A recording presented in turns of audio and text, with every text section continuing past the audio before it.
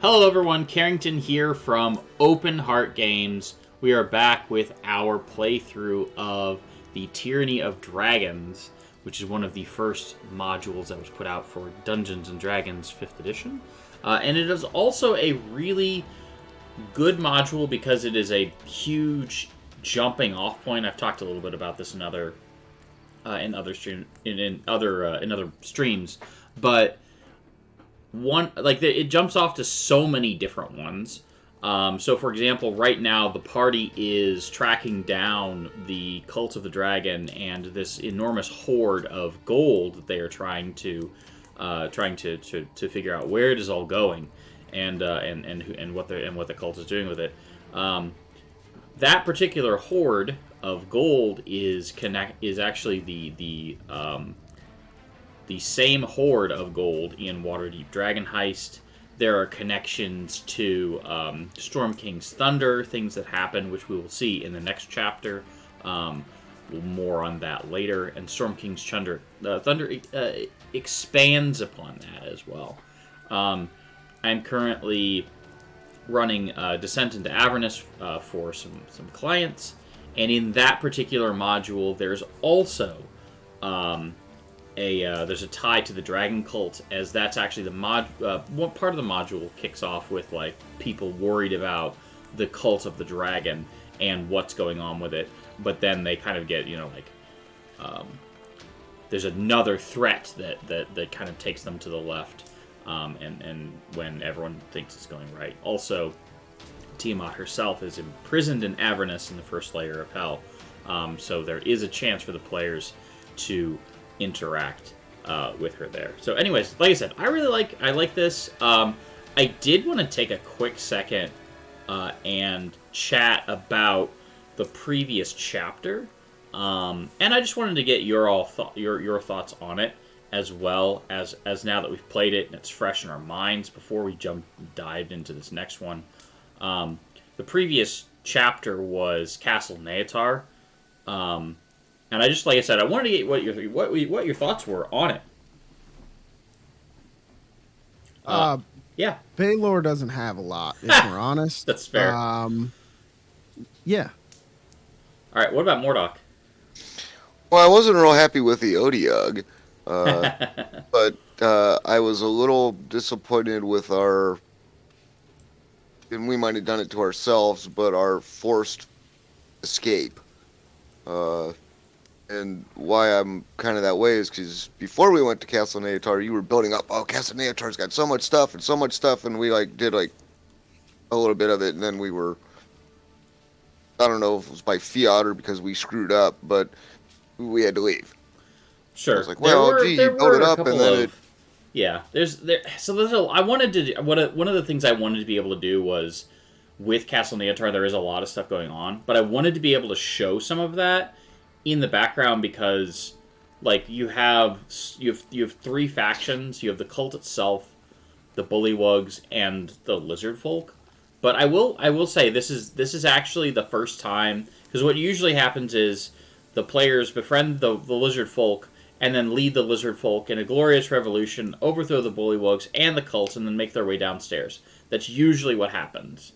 However, I wanted to see the module does give an option for more of an infiltration, which I'm happy that you all did.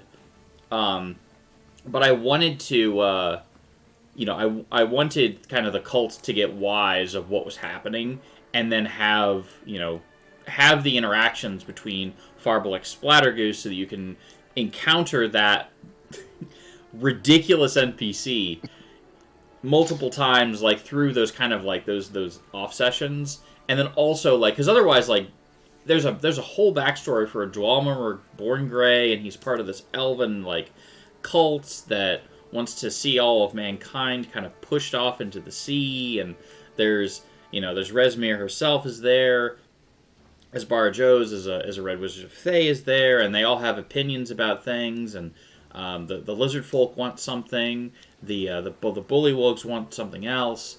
And so you've kind of got this powder keg that every time that I've run, and honestly almost every time that I've seen it run, it feels like the party just like I said, befriends the lizard folk, and then just like steamrolls through this and thing, and it feels like the whole background could have been boiled down to there are several factions that the players may interact with, talk with, befriend, and or kill, and just make stuff up because like it doesn't matter if your party's full of kind of murder hobos kind of running through. So. Well, I'm not upset the way it happened because, okay, we went in, we fought a bunch of bad guys, we had some walking death going on, we killed a whole bunch of them, we ran into the catacombs, whatever, and they're up there looking for us. So I was like, oh shit, we found we kind of found a way out, whether it was really there or not, I don't know. Of course, our good buddy Jamna, sacrificed herself. Yeah, right. I don't believe that for a second. No, but No faith in the gnome. no faith in the gnome. So Um, that's my opinion. Sure. What did you think, Zed? Kind of this. I felt like the basement was like us getting through to the portal and out was a little rushed, but overall, I felt like we did what we did best, which was run around secretly and had an epic showdown upstairs with our walking death machine. Yeah. The trash monster, as much as it sucked for Mordok, like that was a fun little surprise. Led to some good roleplay because that's how we got Pip. Yep. And I felt like there was more potential to explore downstairs but it also looked like it was just going to end up being waves and waves and waves of more cultists because of our actions. And ditching Snapjaw and Jamna to move on into the next part of the storyline. This is also a great opportunity to ditch them, whether they're actually gone, or whether we come back and find out that they betrayed us. In that weird. Hey, Pip was enjoying bantering with her, but yeah, they were kind of. Whether they're really actually gone and they did truly sacrifice themselves to the crowd, or whether we encounter them in a little double crossing action, that's left to be. I mean, we'll find out. To be determined. And we were just talking about as you've now joined us, Pip. Yeah, sorry about that, folks. No worries. I wanted to see kind of get everyone's thoughts, and I know you kind of joined a little bit late in that particular. But your thoughts on I've been in and out. Yeah, your thoughts on Castle Neatar itself. I mean, what little I was involved in, I liked. I had a nice entrance, and was able to do what Pip was sort of constructed to do, which is do a whole lot of damage in a shot. And I'm just getting used to figuring out like artificers, and how to play them. I think this is my first time to ever really play one, and so I'm not really a good judge of the whole thing, but the waves and waves of annoying creatures that we shot through, blasted through was satisfying, and I really wish that I hadn't have missed so many shots against Garblax or Farblex Splattergoo. Yeah, that's him. I wanted to knock that little hat right off of his head, but at any rate, the first time I ran Farblex Splattergoo, he monologued, and then the cleric pointed at him and cast a level 3. What is the spell? Guiding bolt, crit, and one shot him, and I was like, "Oh my gosh!" Yeah, sure. and then the unsurprising to absolutely no one, the remainder of the bullywugs just scattered, and they were like, "See ya, I guess." Yeah. I don't get paid enough for this. Yeah, Do you? I Nope, think I yeah, don't either. I We're think out of here. they actually handed over their spears and went, well, we won't need these anymore, and just left. And the party was happy to just let them go. Yeah, really, because then you have to take care of them and do all that Yeah, stuff, yeah. and that kind of thing. But hey, that's number one indicator of player satisfaction is when your character gets to do cool stuff. So Absolutely. that's Have you ever? I'll ask this question to the GM as someone who's a budding GM trying to understand these things. Have you ever had a campaign where the players were able to decimate your bad guys relatively easily, even the bosses, even any of that kind of thing, and they were ever bored? Have I ever had an instance where the players were bored? Because it was so easy. Not that I have heard. I will say that like sometimes like if I feel like an encounter is not challenging, sometimes I'll push through that encounter, and then the next encounter that we encounter, I tend to take the death dial, and Zed knows this through experience, and sometimes I'll push it on to 10. Like there were a group of, I was like, yeah, this is. I looked at, I did the counter math and everything, and I was just like, yeah, this is a dangerous encounter. It's not deadly. It should be fine. They should be able to handle it. Yeah, Arpula says extra death. And it was with a group of Perytons. And I forgot that they have the ability to like do the dive bomb attack. And I put 2 players just on their face in the first round. And I was like, oh. Yeah. So I have the opposite problem of sometimes I make the encounters a little bit too challenging because I'll look at an encounter and be like, this needs more spice. Unfortunately, I really like Indian food, and well. Yeah. Well, I mean, here's the thing. I think new GMs especially are like worried if the encounters aren't challenging enough that the players would be bored, and I just never have indicated the situation in which they actually are. Yeah. I think the closest I've ever gotten, besides the overcorrected powerful, that happens. That's okay. Is actually with Tomb of Horror when we finished the Lich off. I was going to say like it created a funny moment where I got to cash in my wish to literally summon the Teenage Mutant Ninja Turtles, but that was kind of the point of my character, and like we played that storyline out to its fullest. But 4 characters in close range with a Lich that can't really cast things, there was no battle there. That was just ta-da. Yeah, I was going to say the exact same thing. The Tomb of Horrors is terrible. If you're listening at home, don't ever play it. It's just... you play it, but everyone's a monk. So here's yeah, there is that. Well, no, you need a wizard. There are definitely times where a wizard and a caster, and maybe even a cleric, are helpful.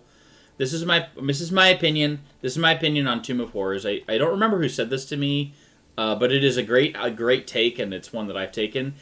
Everyone should play through Tomb of Horrors once, and if you have any interest in ever GMing, you should also GM it once after having played it. Play it cold so you don't know what to expect, and then GM it having experienced it. There are some things that I'd change because I'm not sure. Like some of the beats are a little different, especially nowadays. Arpula says I had problem making fights challenging enough for PCs after 15. My opinion, Dungeons and Dragons is wonderful, and I love it, and I love all the things it's provided for me, experiences, friends, and so on and so forth.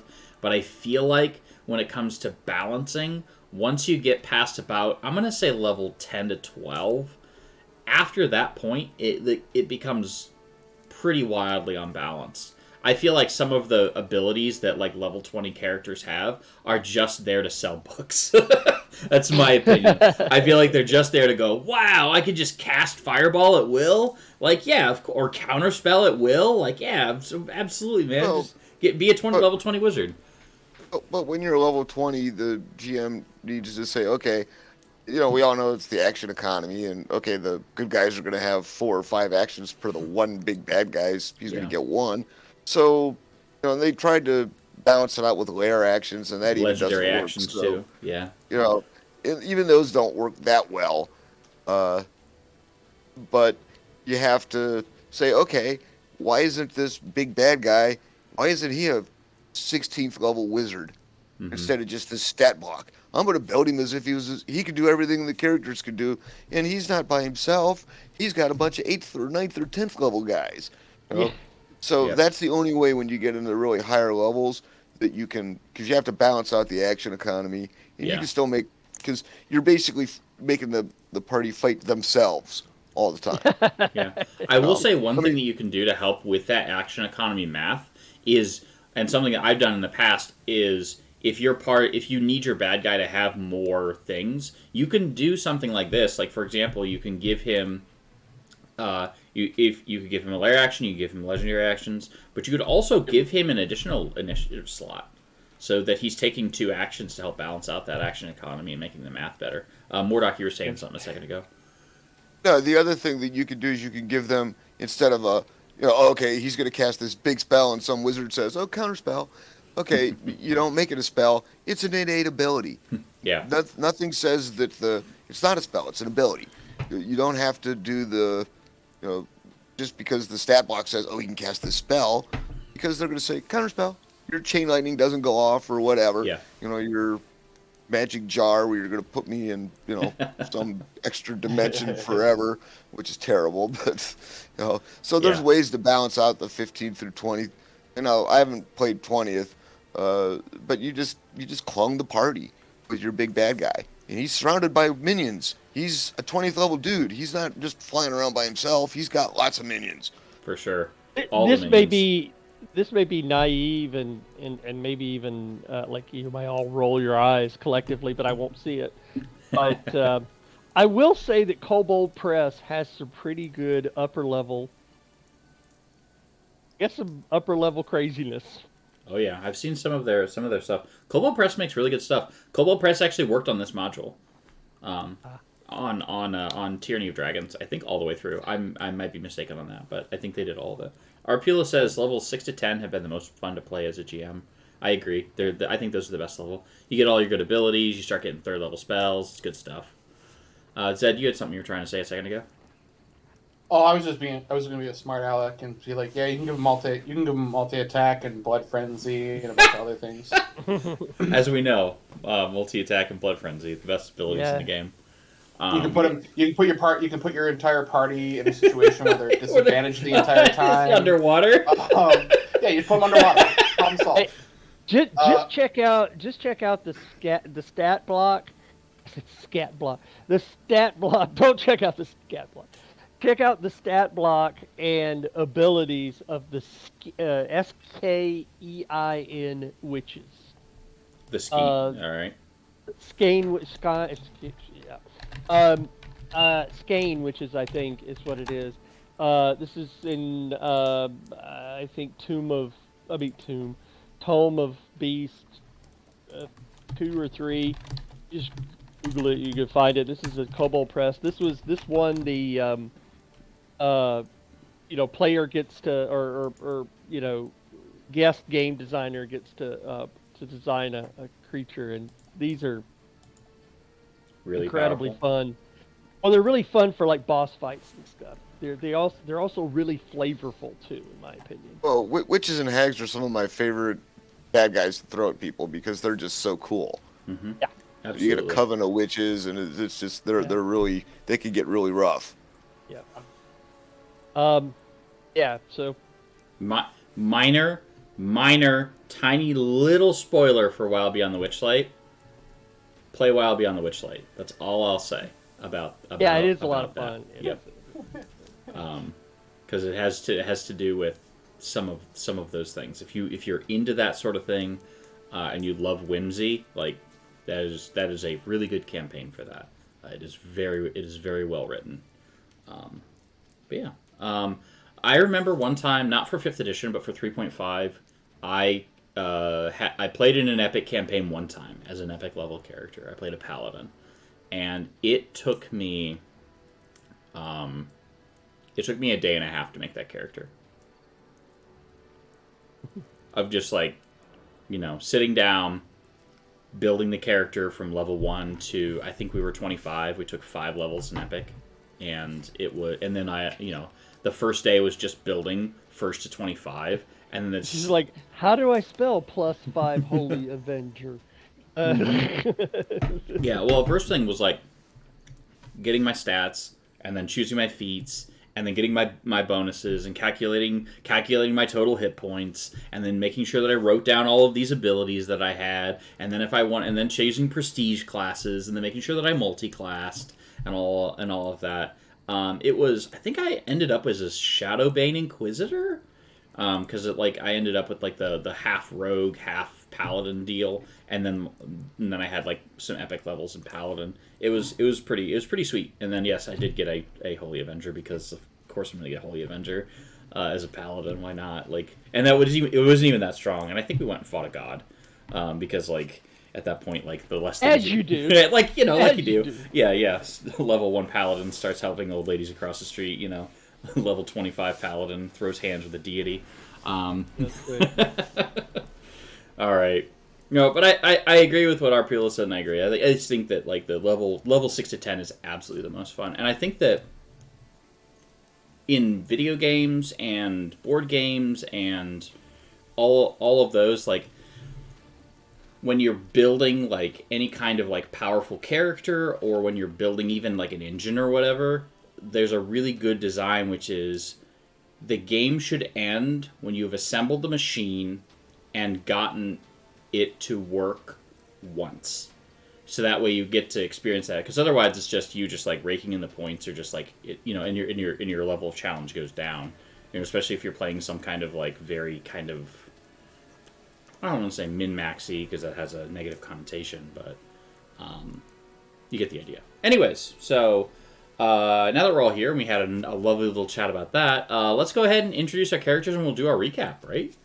So I think moving forward, we'll go ahead and start with doing just a little bit of, maybe we'll talk about what's in the news, or if anyone has a question or anything like that, we'll just dive into those, because I think that's fun to get a little bit of banter in before we get started. And I recommend doing that in your home games too. Let everyone, after they've had a chance, blow off some steam and chat about their day and talk about their kids and all that kind of stuff. Let people be people before they dive into your role playing, because then once you've gotten those, I don't want to call them distractions, but once you've gotten people had a chance to kind of decompress from their work day or their work week, then they can actually really dive in and role play. So with that being said, Baylor. Yes, hello. My name is Jabrilopad in chat. I will be piloting Baylor, a very large 6-year-old with a really cool hammer. Excellent. And Mordok. I'm Dave. I'm playing Mordok, our Azamar Protector Cleric, who has a strange way of healing people now. Involving hammers?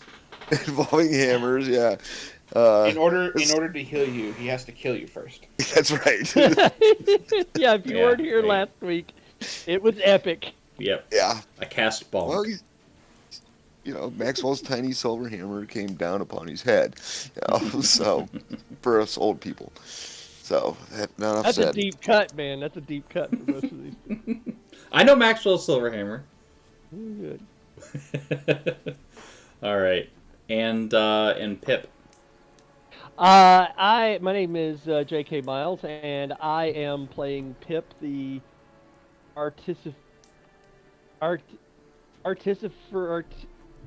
Gun Bunny. There you go. Perfect. All right. And you're a Herringon, right? I'm a Herringon. Yep. A Herringon again. I really like that jump ability. Go ahead. Yeah. Oh yes, yeah. That jump ability that Pip has is very powerful.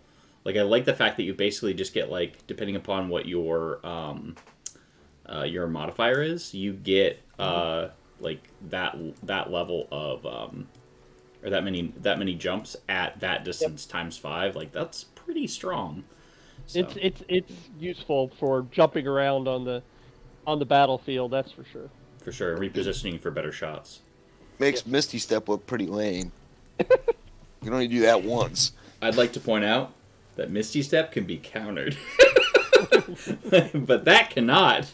But you know what? Rabbit's feet can't be countered. Yep, feats don't fail me now.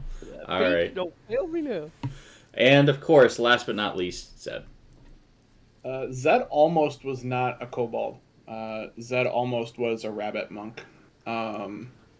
For that jumping ability. Yeah, that would be. Oh, yeah, that would be awesome. For some spiciness. Anyways, I'm BGX Mage here in chat and on Twitter. I play the ever so cute and lovable Zed. As mentioned, as a kobold, is a monk, wants to grow up and be a dragon one day, and yep, That's fantastic. So I'm not gonna lie, I might make that character. Like, I love the idea of just like a bunny of just jump around and punch things. Absolutely. yeah. I kind of want to make listen. I just want to play Yojimbo. Like that's it. yeah. Yosaki Yojimbo. Yeah, That's it. yeah. Because you take the Kensai, you get the sword, you hit people with the sword. Like, next character, I'm locking it in. Whenever I get to play next. Best part about Haragon is you can choose to be small if you want. You can be small and cute. You can be medium and not as cute. Totally up to you. I mean, my character would be tiny and adorable, and use a katana. The first thing that I thought of was this will be a deep cut for some of you who are not old enough to remember the Bugs Bunny cartoons, but the Bugs Bunny cartoon where he was in the West and he was chewing the tobacco with the toothpick sticking out of his mouth, and you know, like that's what I thought of. It was the first thing I thought of. Absolutely. All right, who would like to take a crack at going ahead and doing our recap? I certainly can. All right, excellent.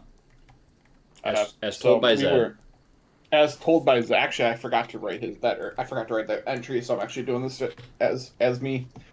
Improv. Wait, why'd you put? I needed that Matt. I'm just kidding. Anyways, last time we had just discovered that there was a secret entrance to the bottom of this castle, and we went down and we began trying to track down one Resmir. Don't remember her last name. Don't care. And we took a couple wrong turns at Albuquerque and came across Farbuck Splattergoo, or Spattergoo, and his minions down in one of the coves of this underground dungeon cave thing, and we had a nice little battle with old Spattergoo. And we got done, and we were like, man, I could really use 10 minutes in a sandwich. Mm-hmm. And so we attempted 10 minutes in a sandwich. Short rest for those at home.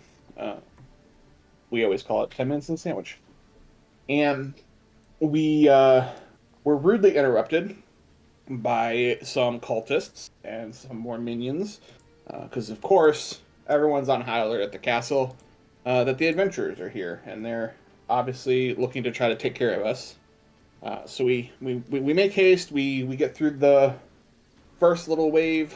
We start going around back through the cave, and we come to find that there is a portal, still warm. So we're like, maybe Resmir teleported themselves, yeeted themselves from the castle, and Jamna's like, you know what? You need to go. You need to go, and tell you what, I'm going to stay back and make sure they can't come through.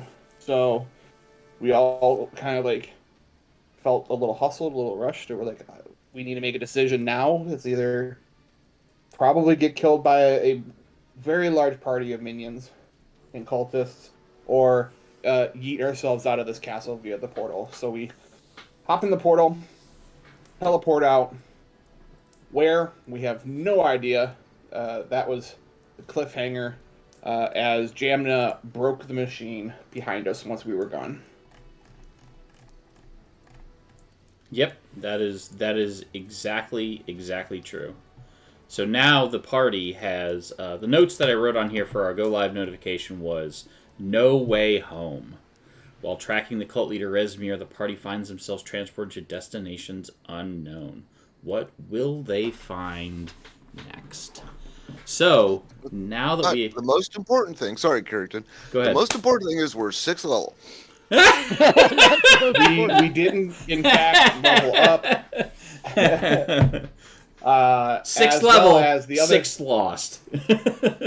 as well as the other part that I missed, which is only a character story, is after a bout with Spattergoo, before we took our rest, one Mordok said, "Hey Baylor, come here. I see you're at 1 health," and proceeded to bonk him on the head, knocking him unconscious, only to then give him his full hit points back. So Mordok, in order to heal the party, needs to kill the party. At this point. So. Trust me, I'm a doctor. Yeah. My favorite quote from Yester session was Jabrillo Pat being like, "What the heck, man?" And then when he got healed, "Oh, I'm less mad now." It was so good. Yeah, because Bonk. because that entire, you have to go check out the VOD, because that whole like unfolding of it, because we don't do PvP. That's kind of a house rule that we got. Yep. Yeah. And wasn't combat. So you have to understand. You have to understand my ability as a protector, as a monk, as a grave cleric. Is if they're 0 hit points when I cast a healing spell, I don't roll dice; they just get max. So he had 1. Right. Yeah, exactly. So that's what grave clerics do. Right. It all played beautifully, Yeah. as we were collectively confused as to why you were going to knock out our tank, only to realize that you were actually helping us, and thus completing the joke of it was awesome. It's healing by your terms. There's no just healing out of the goodwill. It's all on your terms. Oh yeah, it was a good time. I am going to reveal where the players have ended up eventually. So now, through the gate. So the party finds themselves in dark pine woods are all around the slopes of a mountain valley. The air is cold and fresh. 2 ancient stones, menhirs almost, stand next to you, and no more than a bow shot along the path is a large house with stone on the ground floor and timbers above. Within sight, If there's 2 small children outside, I'm done.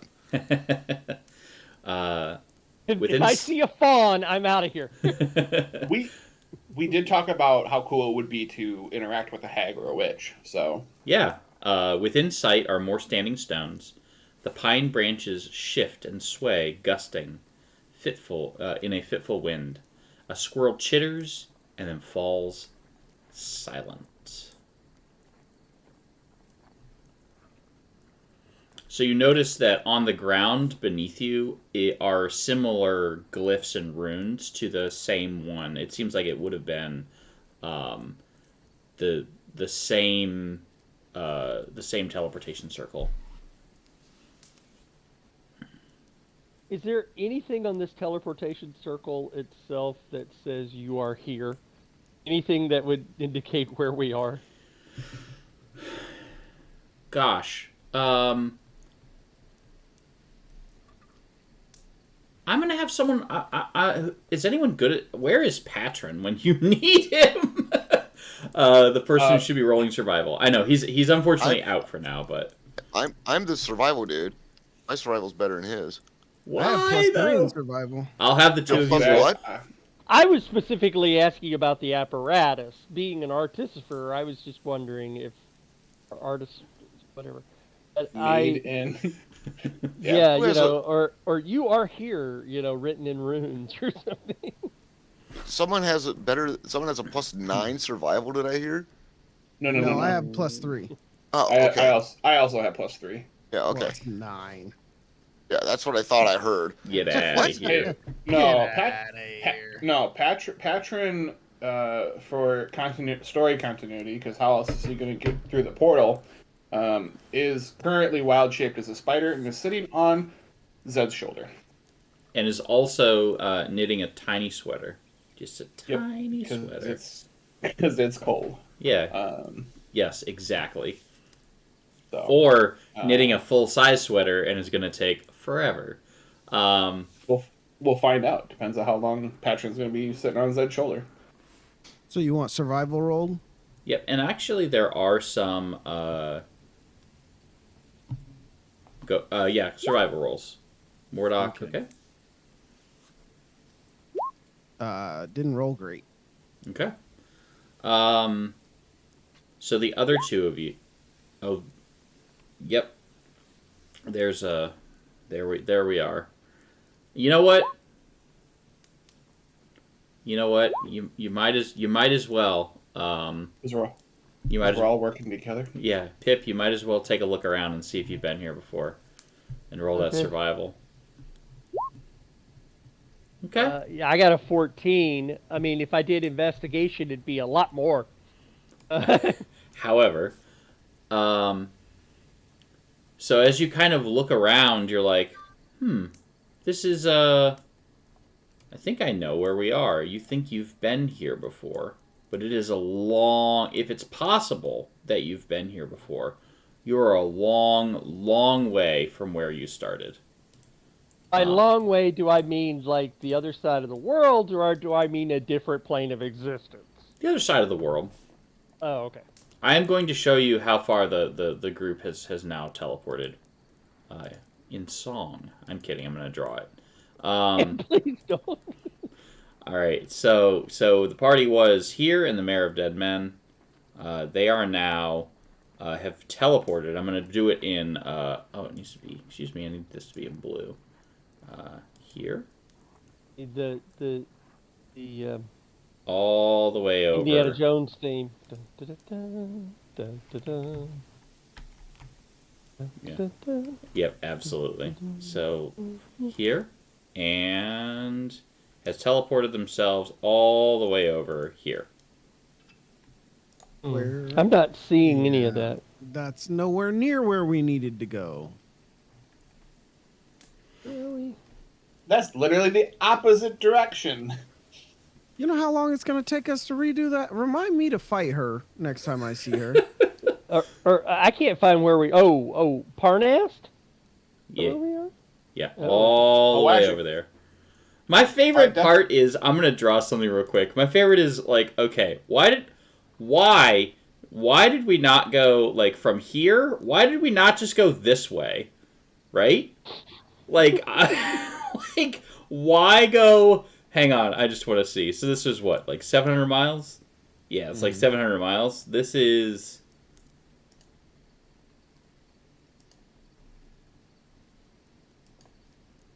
Twice as long. Not the destination, it's the journey, man. I guess so, yeah, like twice as far. I mean, I guess she was trying to do maybe just like doing the shell game with a whole hoard of treasure. I don't know. Possibly. Yeah, but it feels a little strange to take it all the way up here and then like teleport. Anyways, Rezmir does some stuff, makes some choices. There's less taxes the further north you go. Ah. There was a bad cold front. So we're over saying the Great mayor Big of Dead Mountain. Men is a tax haven? Is that what we're thinking about here? Like they're Switzerland? Is that what's going on? The Pretty Bahamas. much.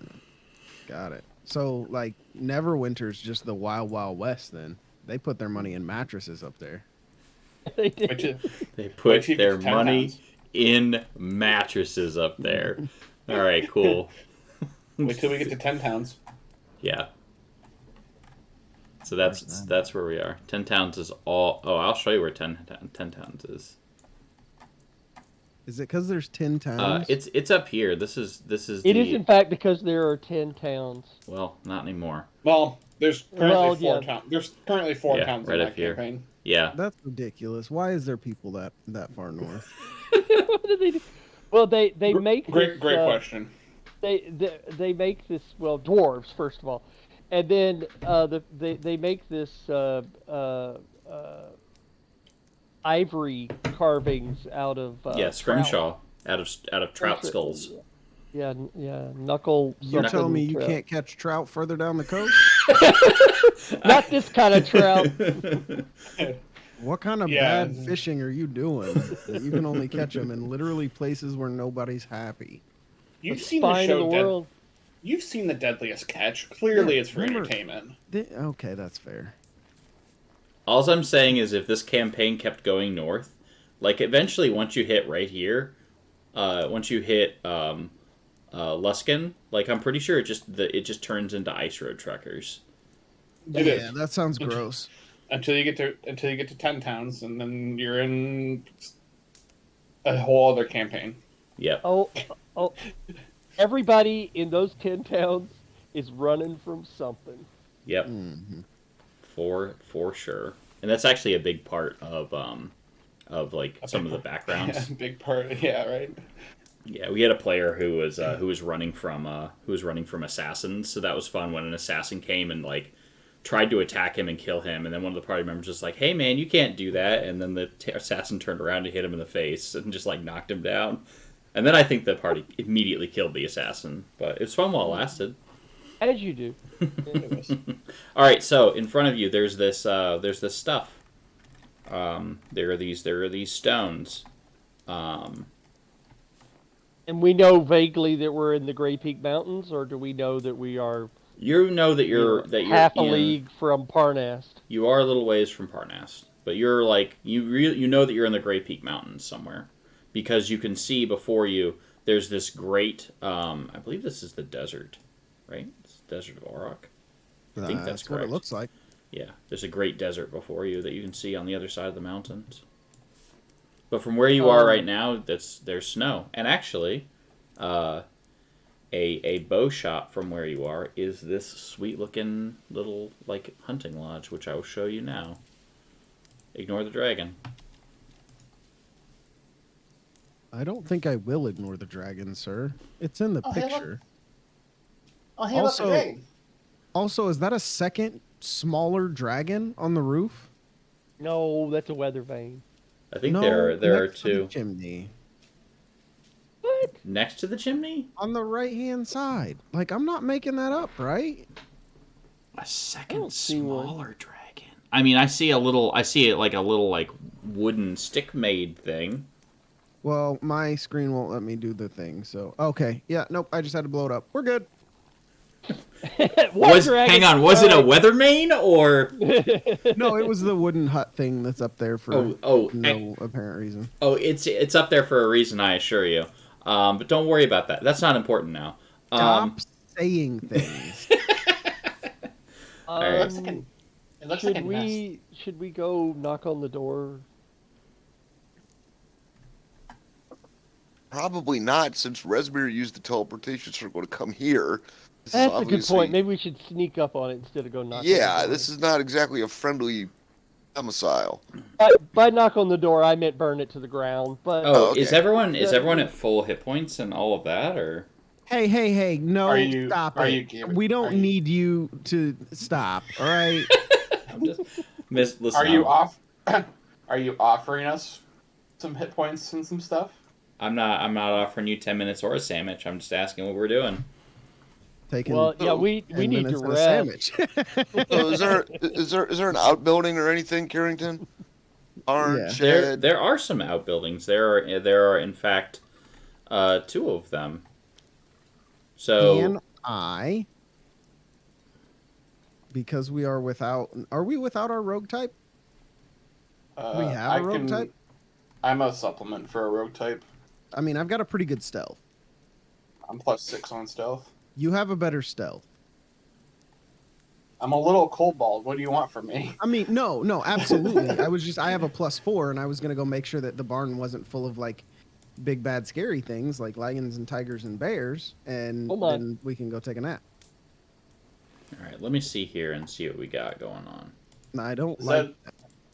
Zed would love nothing more than a small meditation session to to recover his key. Oh, I would love a long rest because I'm basically out of spell slots. Are we? What time of day is it right now? According to that picture, it's like midday in blue skies. Yeah, midday blue skies. Why not? You're on the other side of the world. It's like 4 time zones away. Is it though? It's only like 1,000 miles. What was that? I have such jet lag. It's only like 1,000 miles though. Yeah, it's probably at least 1 time zone away. I mean, yeah, it's probably 3, but like like ahead, right? So it's like mid-afternoon, evening. Or does this world rotate the opposite direction? It probably. Let's go with the opposite direction, just for you. Okay, Yep. thank All you. right, so we'll say that it's like, we'll say it's midday, sunny. We don't think we established that previously, and I'm good with this. So we were inside a castle and then down in a cave. We have no concept. So really, what I was getting at is if we take a long rest now, we're gonna wake up in the middle of the night. Great time for sneaking around. I mean, fair. all right. So does anyone have any objections to taking a long rest or trying to find a place to do so? Yeah, I do mean, not. no, I think that's a good idea. I will never object to a long rest, so that's just to put that out there. That's a standing statement there. It's standing. It's SOP. You don't have to ask. You're here for it. If I can get at least a short, we're good. If not, the full long would be sweet too. But at least a short. All right. So we have. I don't get much back on a short. I get everything back with a short. You get everything back on a short rest. I mean, I get all my key points. Which I don't is really all. care about. Which is what you really. Which is need. everything. Which is everything for a monk. And not to just take us off the rail yet again, but reading between the lines, it looks like short rests are going to go by the wayside. Oh yeah. If you just look at how they did the new characters and all the stuff they did to them, I just get this feeling that short rests are going to go away. They're too strong. Perhaps. All right.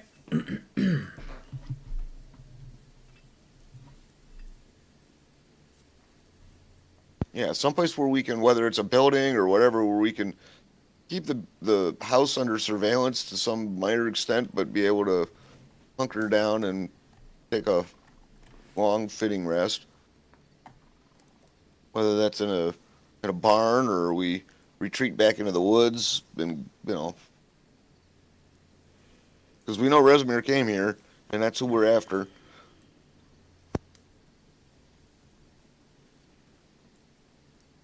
He's right. All right. So there are a couple of different areas. So we talked about the area that you see. The portal stones that you're at right now. The mossy stones are old and withered, covered with lichen.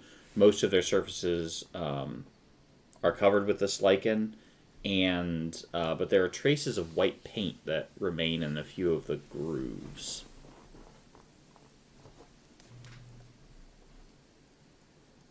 Baylor will investigate. Okay, roll investigation. I will help Baylor investigate. Hey, Baylor, roll with advantage. I was joking entirely because I have a negative Oh, one investigation. I will do the investigate. I'll do the investigate. I have a 6. Who has higher than +6? If you do, then you roll. I think it's you. I think you're All the you. all you.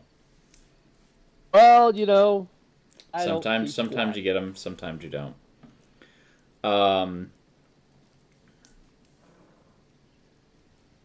Hey, Zed. Yeah. Go ahead and roll. Go ahead and roll investigation too. With my hardy +0, sounds good. Okay. We'll just nat 20. Sure. Yeah, why not?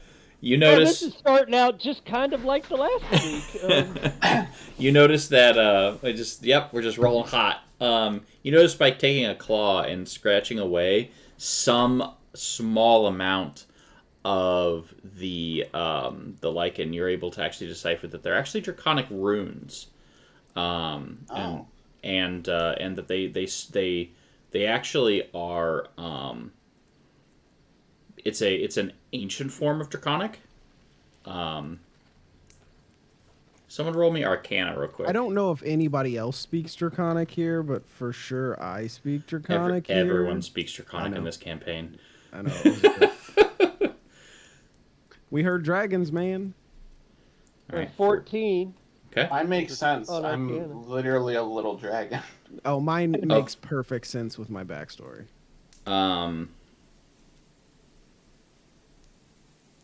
Yeah, 14's good. This appears to be some kind of like, you can read it, but it appears to be like some kind of ancient Netherese.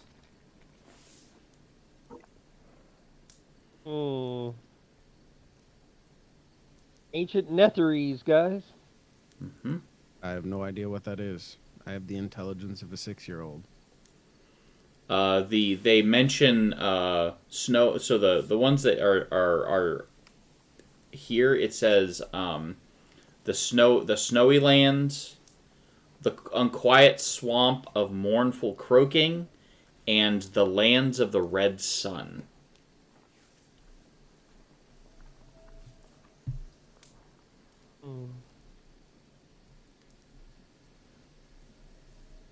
It's interesting. Mm-hmm. Say it again. So the snowy lands, the unquiet swamp of mournful croaking, and the lands of the red sun. Okay, are these like 3 different Teleportation circles. settings Yes. or whatever? Okay, so the lands of the red sun, A, right? Maybe. Is where? And croaking is where we just left with our blacks, and then the snowy one would be where we're at right now. Why would a teleportation circle have its own mark on it? Sorry, nope. That's me metagaming. You gotta know where you end up in case you don't know. And nope.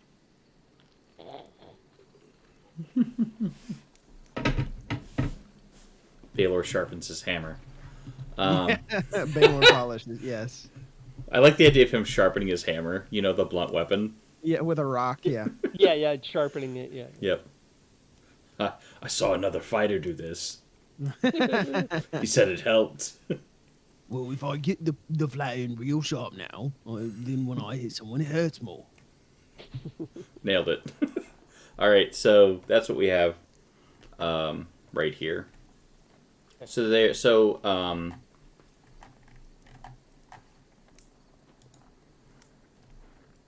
I think so. Outside the lodge stands in the woodlands and whatnot.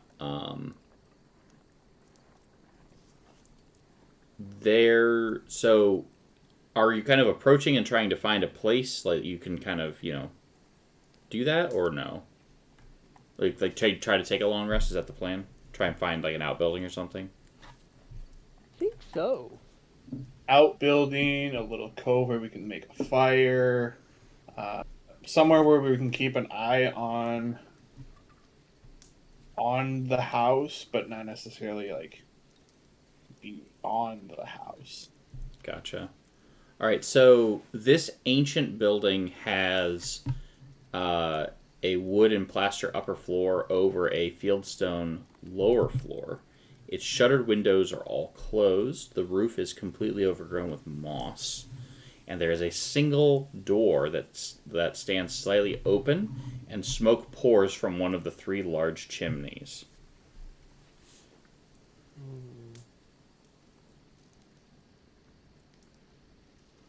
There appear to be a couple of things here. There is there appears to be a kennel, and also a for like hunting dogs or something like that, and a stable. But both appear to be they're stone outbuildings.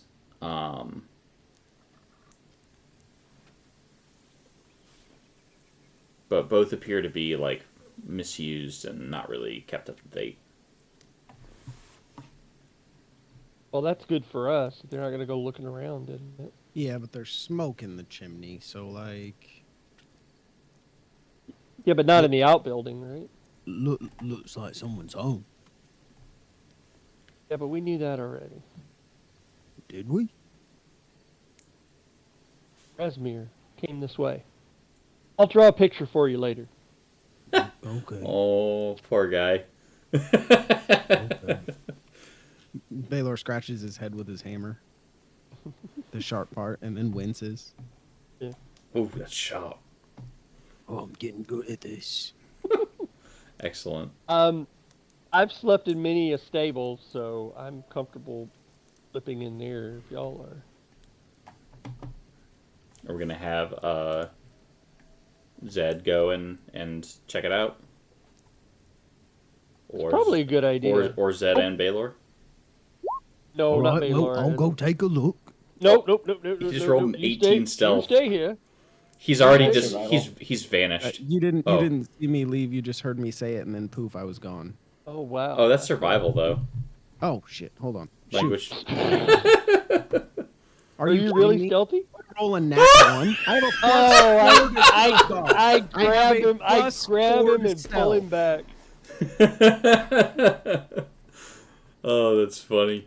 That's Can funny. I just take the survival roll that was lower because of a lower modifier? Like, what is going on here? I'm gonna be nice and let you take it. So you and Baylor go. You're a magnanimous DM. Everybody should have you DM for them. Thank you kindly. That's you're too kind. All right, let me snag all these tokens, including Patron's token, because I'm sure we'll see him sometime soon. What do you mean? He's on my shoulder. All right, so I'm gonna put everyone in the next area here. Oh, sorry. As I'm doing this, I just caught a glimpse of a future chapter, and I'd forgotten how much fun that chapter is. When we get there, I'll make note of it. It is it's really good, and I'll probably reference this video. It's a tomb, and it's really good. Anyways, sorry, love that map. Bam.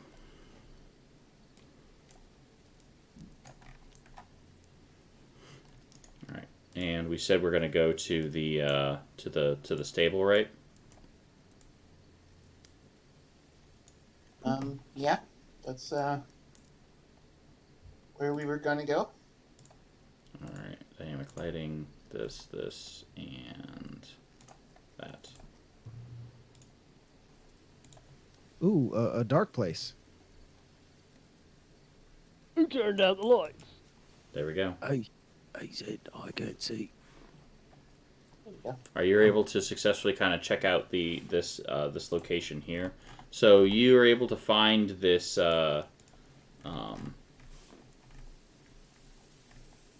these stables. So here you notice that it's a little strange. So where you would expect to see, like, there's hay for but not like all the hay here is like mildewed and like is it kind of gross. and in each of these, there's a hoist. With like in each of the stalls, there's like they've not a hoist, but they've put a rope with like a big hook where they hook something into it, like a slab of meat or something.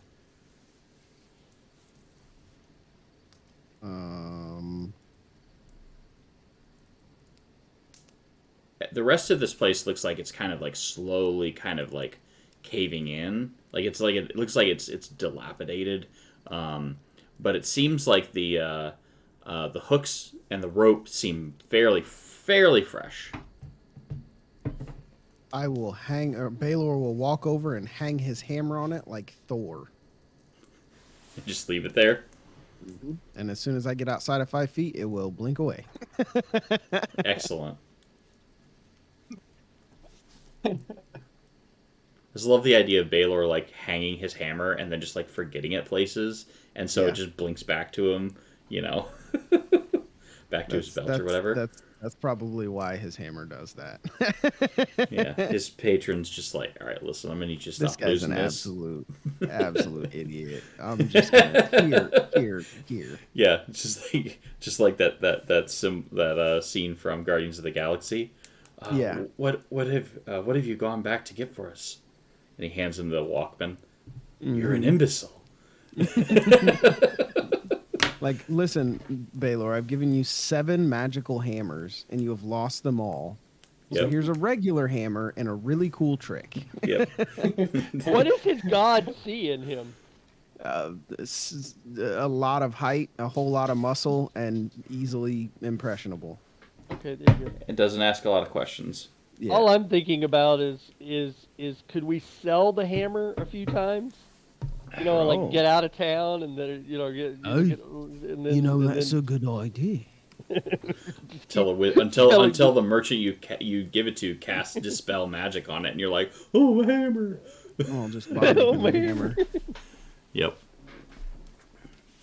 No, that's funny though.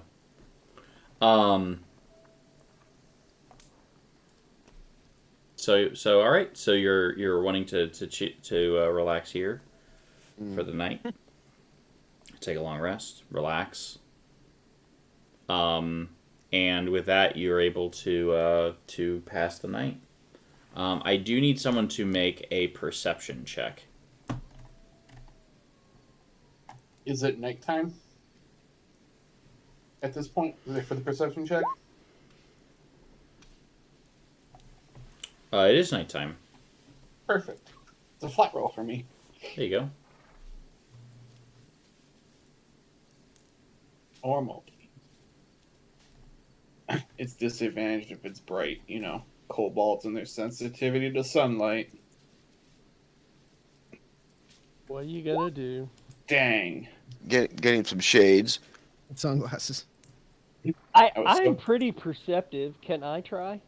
I was so close to another nat 20 from the dice in D&D Beyond. Very I nice. actually see the dice get rolled. It was on 20 and then it fell over. To 8. To 2. Oh, to 2. Plus 6s.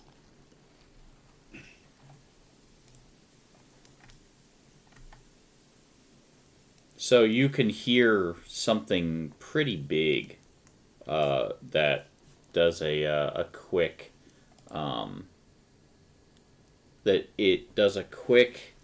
kind of loop as it's kind of like keeping an eye on the grounds, and this appears to be, you just catch a glimpse of a hulking figure, and it has a chain and seems to be leading a small thing that seems to be like sniffing around. And let's see if it actually Don't pay any attention to the dragon, he says. Yeah, don't pay any attention. It's not a it is a bipedal thing. Let's see They here. have themselves a wyvern. That's metagaming, sir. No, he said it was bipedal. It is bipedal, but it is not flying. It is walking. Oh. Okay, never mind then. Yeah, it's There's walking a troll around. in the dungeon. So They have themselves a cave troll. all right, I need the group to roll stealth. Bet. Mm-hmm. We're gonna do a group roll. Let's go. I need one from Mordock. Mordock, roll your stealth, please. Should be. Jeez. All right, you're able to. So who took the? Who took the? I guess Pip. You see that there is a hulking figure, like large size hulking figure. He's leading around a drake, on a leash. And Drakes are bipedal? no, the creature, you can't really tell what it is. You've not seen this kind of creature before, but it's large, and it seems to have this like. Let me see if there's a good description without giving too much away. Is it Hagrid and this is his pet dragon? Yes. Maybe. It seems to be just kind of, sniffing around itself, trying to see if it's trying to find, and it does seem to be trying to pick up a trail of some kind, the creature and the drake themselves, and they kind of wander around. Good. Yeah, they kind of like do a lap around the thing. You can see that this creature is trying to keep keep an eye on the grounds themselves. Mm.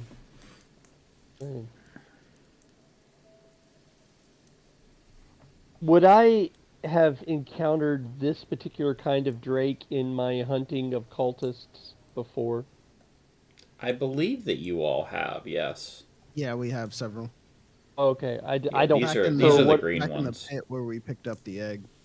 Okay. The ambush drakes. Yeah, All right. I like those. How there's a wolf howl in the background.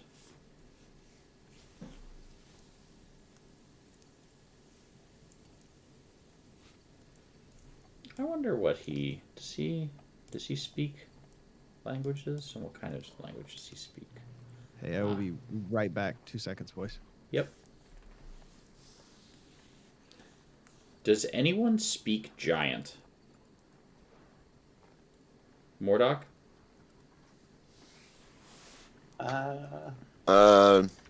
Bissell, Celestial, I have Not Sylvan? Sylvan? Nope.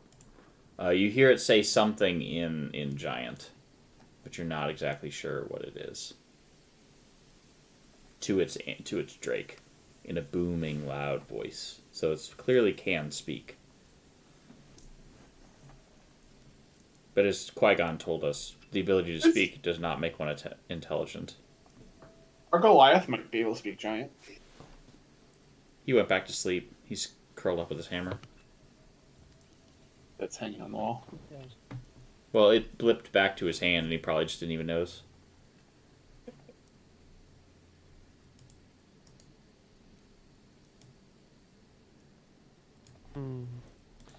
Okay, is it keeping going? It's like continuing, or is it like stopping? Is it got a scent and is it tracking it? Let me roll for him. He has,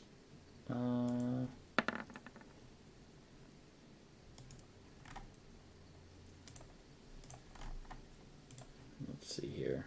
It has a name, which you're going to see here in a second, but it does seem to be like towards near the end of it. It's tracking some kind of scent, and it's Is that scent coming towards us? right now it's tracking it back to the stones. Ooh. That means it might start coming this direction. We might need to hide or something. Or it's going to get loud real quick.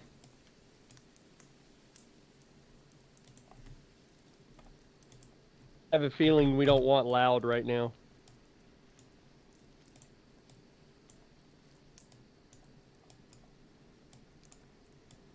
Probably true.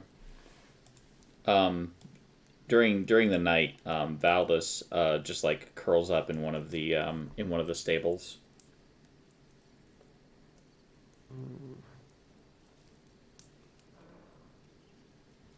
Hmm.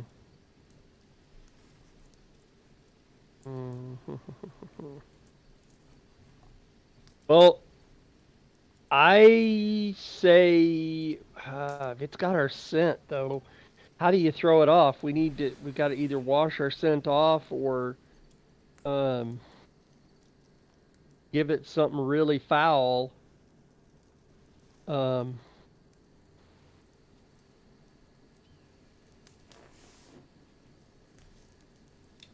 oh, how do we do this? What does Zed think? If we want something really foul, I could maybe spit some acid on some stuff around the inside of this place. Yeah. It worked to hatch Valdis. Here. Uh.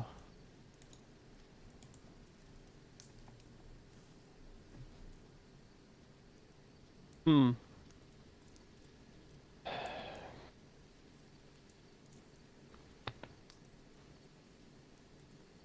Okay.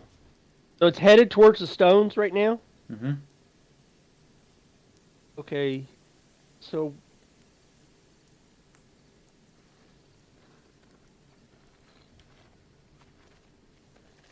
our goal is to find Resmir. She's probably inside that building.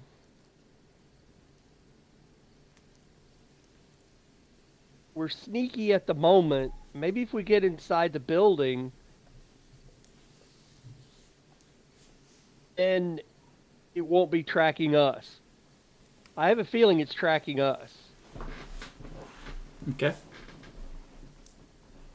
But What does Zed think of all this? Deja vu. Zed? Zed, both the character and the player, are thinking right now. Okay. What about Mordok? Well, it's I'm back, by the way, boys. Welcome back. we're in this. At least for me, I'm kind of worthless right now without a long rest. So Oh, that's right. We haven't had our long rest, have we? Mm-mm. no, we Ooh. could try to. How far is the house from where we are? You could make it if you ran. Oh goody! Yeah, but Part of that the guy's house. gonna see us. Well, they're gonna. I got no way to cover our scent, Sure. and we don't have a S without trace guy. That is true. So if we move to the house, they'll just track us there. And if we stay here, they'll track us here. We could go back out in the woods. Yeah, they're just gonna track us to that, though. Yeah. Well, it's harder to track us in the woods, I would think, and we could find some running water, and then we could wash off our scent.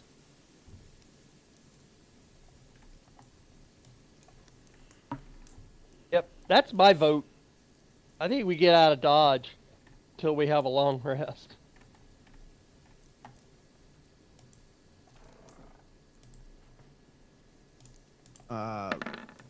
But I'll do what the party does for now.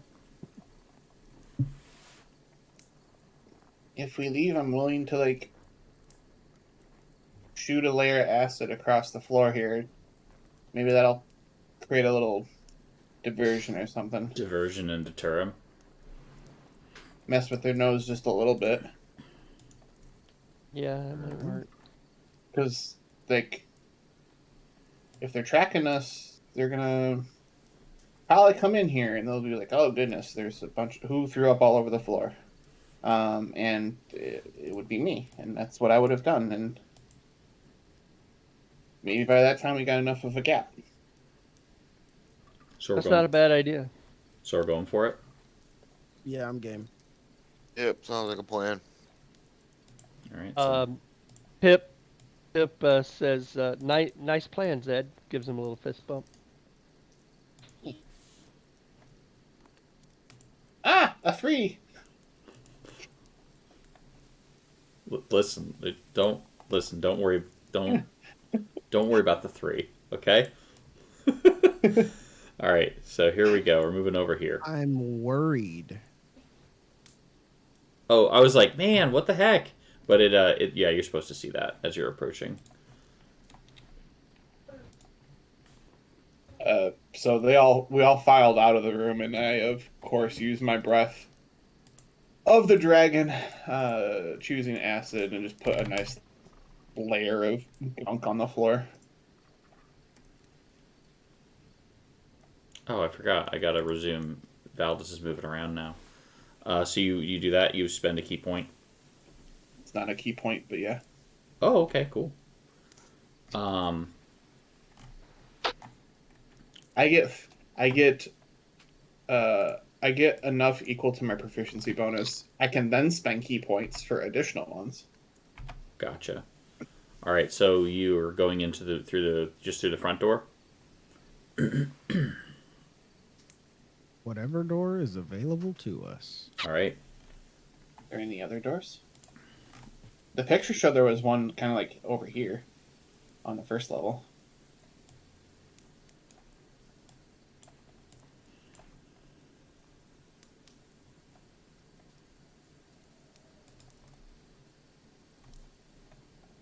I think you might be right. Let's see here. Hey, look, there is a little door there. Huh. Cool. But I don't think it's in the here. Whoops. It's one of those discontinuities between artwork and function. Looks like it. Yeah, I'm not seeing any of those. That's rude. I want the side entrance. I don't want the main door. Yeah, I'm looking. See if there's if there is another basement entrance. There is a lower ground floor.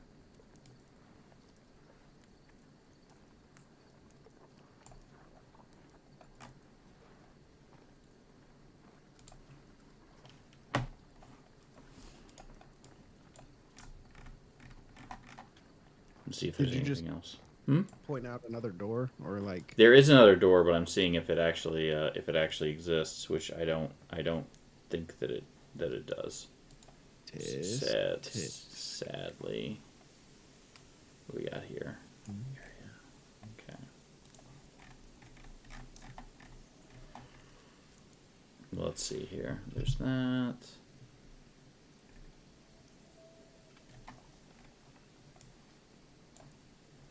Because that's the upstairs, yeah. I actually have never had anyone, when I've run this module, point out that there's another door there and that they want to go through it. So I'm trying to see. Yeah, right? Oh, I did find where it goes, and the answer is, in fact, it looks like no. So.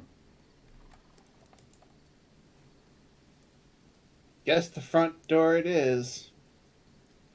Yep, Thanks, D&D. Picture things. Yeah. It's a false door. It goes into a wall. All right, front door it is. That's not a good sign. All right, so so just inside this door is a chamber with pegs and benches for cloaks and boots. There's a set of rusty spears in a corner, and held in the claw of a small drake statue. Pair of what? A pair of rusty spears Yeah. and the claws Okay. of a drake. Yeah, a drake statue. Yeah. That's what's in this room here. Now we're in the middle of the night, right? Yep. There seem to be inside the house any kind of like guards or anything like that. Well, There didn't appear to be. if they exist, we're gonna find them real quick.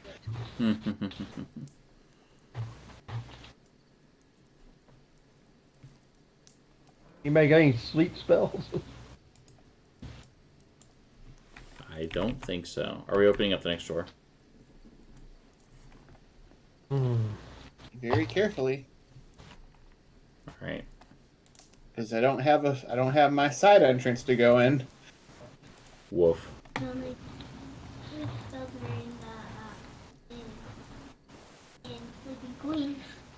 Where is everybody? I'm kind of. I'm in the house. All right. I'm in the house, but I'm trying to figure out where in the house y'all are. Are y'all over here? Boom. Just, This rug? Is that where everybody is? nope. We are No. straight ahead. Oh, straight ahead. I can't see. Here? DM, can you put me where everybody is? Absolutely. You're exactly where we're. Okay, because I can't see a thing. Does no one have a torch? No, but I have dark vision because I have the goggles. Oh, so we're to this again. Pip is the new. Yep, here we go. Is it 60 feet? Mm-hmm. Yes, please. How's that? That's much better. All right.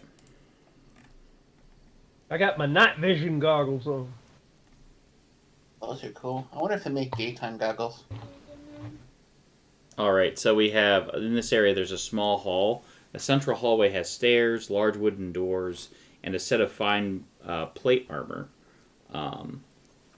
Flanking the main entrance are two freestanding suits of almond plate armor. Both are coated in chipped green paint, and there are man-sized demonic statues that stand near the base of the stairs.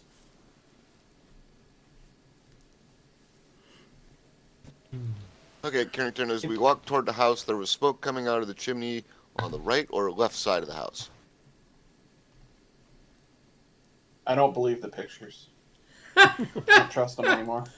Oh, you don't trust them anymore. I think. All right. I'm pretty sure that the answer is, and I will let you know in a moment, as I'm like 90% sure that it's this. Left-hand side. And we should go to the right-hand side, like here, and see if we can get over into this area and take our. Maybe not. That may not be the best place to take a rest. How are we entering this building, by the way? Through the door. Correct. If they just Is it left locked? It was not locked. That's not a good sign either. So do we have, like... How are our stances or whatever?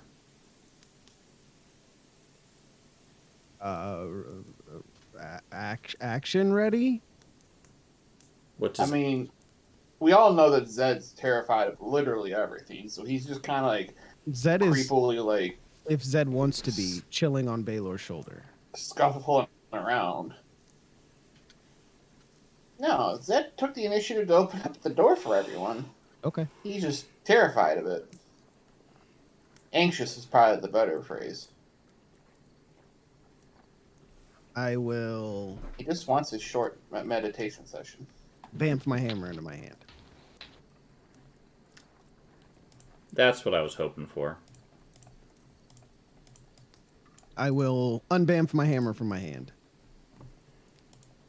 Not like they were there anyway, right? Yeah, they sure were. Okay. So I did. I bamfed my hammer into my hand. Yep. And as soon as you do so, we are gonna roll the old initiative. Were those statues? They were, and then you bamfed your hammer into their hand, and they turned into gargoyles. Homie, What's up? You got debated. I was just asking how we were entering the room. I was about to investigate those statues. I knew I should have. Okay, initiative. I have the intelligence of a 6-year-old. It makes perfect Here's sense. a question for everyone. Do we want to take a quick break before we jump into combat? Yeah, let's take a few minutes. Yeah, let's take a quick break before we jump into combat. All right, excellent. So, all right, everyone, we will be back soon. We'll be back in 10 minutes after taking a quick break. We'll be right into initiative where our pretty beat up, pretty spent party is going to fight against some gargoyles before trying to find a place to take a long rest. We'll be back very soon. Don't go away. Hey everyone, Carrington here from Open Heart Games. We are back with our playthrough of the Tyranny of Dragons, one of the first modules out for D&D 5e. We are in chapter... That's incorrect. We're in chapter 7. Chapter 7, Hunting Lodge.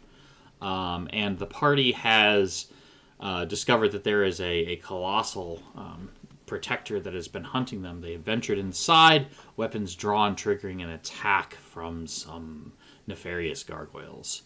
So, now then, we have rolled initiative, in theory.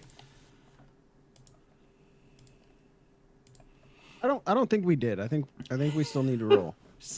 Oh, go ahead and roll initiative then.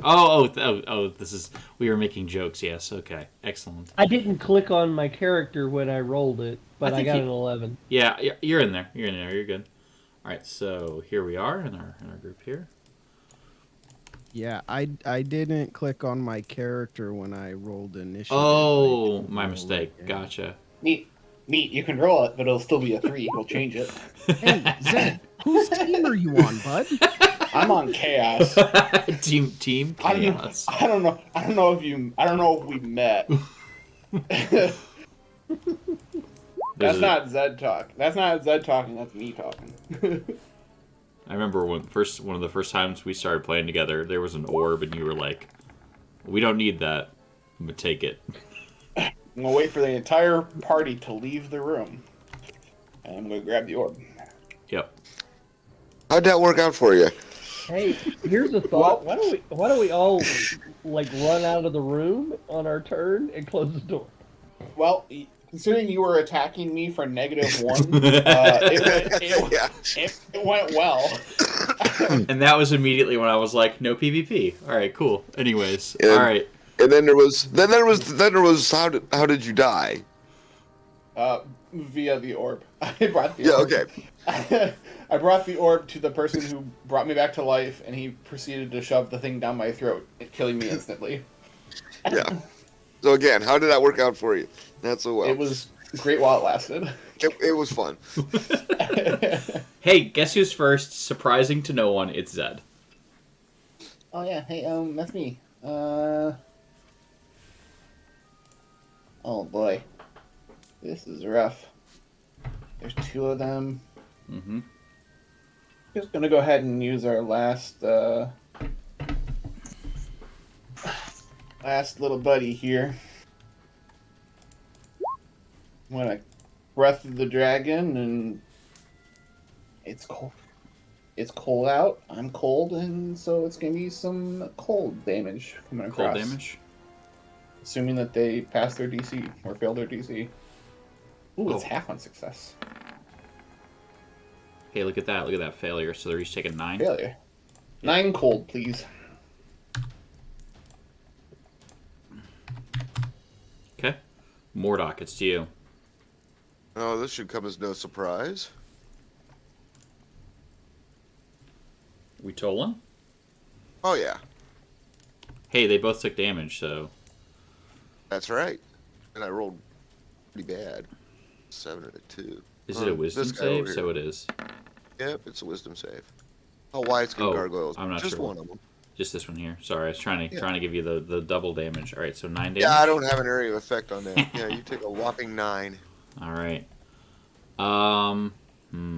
This guy right here. We're gonna roll a d4 or roll a d2. 1d2. All right. On a 1 we hit Mordock. On a 2 we hit Zed. All right, coming after Zed. I guess we'll move here. That's where we're moving. And we are going to... we've got 2 attacks, multi-attack, like everything does. So we're going to try and do our bite attack instead. For 5, and our claws. Miss. Alright, so just 5 damage. Pip. Sounds good. I can't get a short rest, but these things can always have multi-attack. All the multi-attack. I'm just keeping notes. just taking notes. Alright. Pip, what are we doing? So Pip discovered by reading the instruction carefully that if he uses a ray or spell through his gun, he or his arm, he actually does an extra D8 of damage. So Pip is going to. Zed just froze one of them. So Pip is going to fire a Scorching Ray. So we're casting Scorching Ray and adding a D8 to it? Yeah, oh. You get 3 rays, though, right? Yeah, I guess I do at second level. Yeah. So does that mean I roll it 3 times? Let's find out. Scorching. I Ray. can throw it up here. 3 rays of fire. Yeah, I'm You can looking. hurl it at one Here we target go. or at several. Okay, so... We're going to do 2 more, because that first one was horrible. When you cast it, roll a D8, and you gain the bonus to one of the damage rolls. Right. We haven't hit yet. I'm assuming an 11 doesn't hit. An 11 does not, but you can actually add the D8 to whichever one hits. Hey, look, that Alright, hits. That hits, and then I get 1 more, right? Yep. Are you just doing it all on one guy? Yeah. An 8 will not hit. Yeah, of course. But you do get an extra Alright. D8, so D8 plus... Alright, so I'm going to do... Here comes the damage for the 1 ray. Mm-hmm. And then I'm going to roll a d8 to add to it. Okay. 7 damage plus...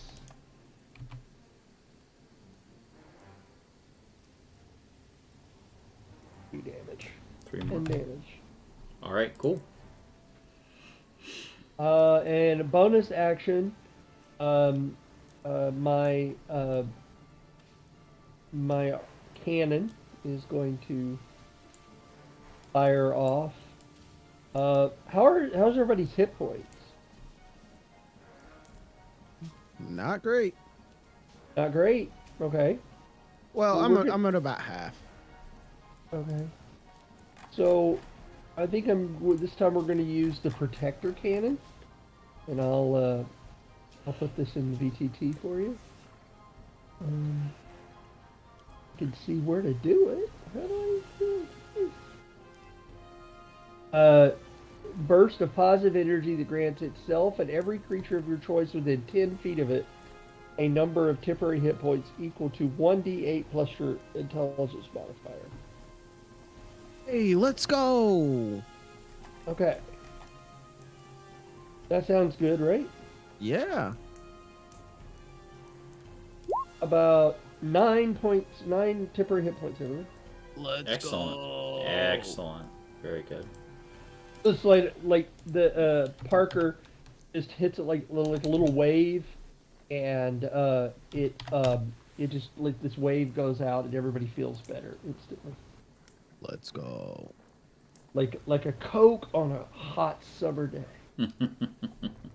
Because You hit say- points are not meat. You say 10 feet of Parker? No, 10 points. It's No, the 30 radius. feet. Oh, I think it's I'm looking right now. Artillerist Protector.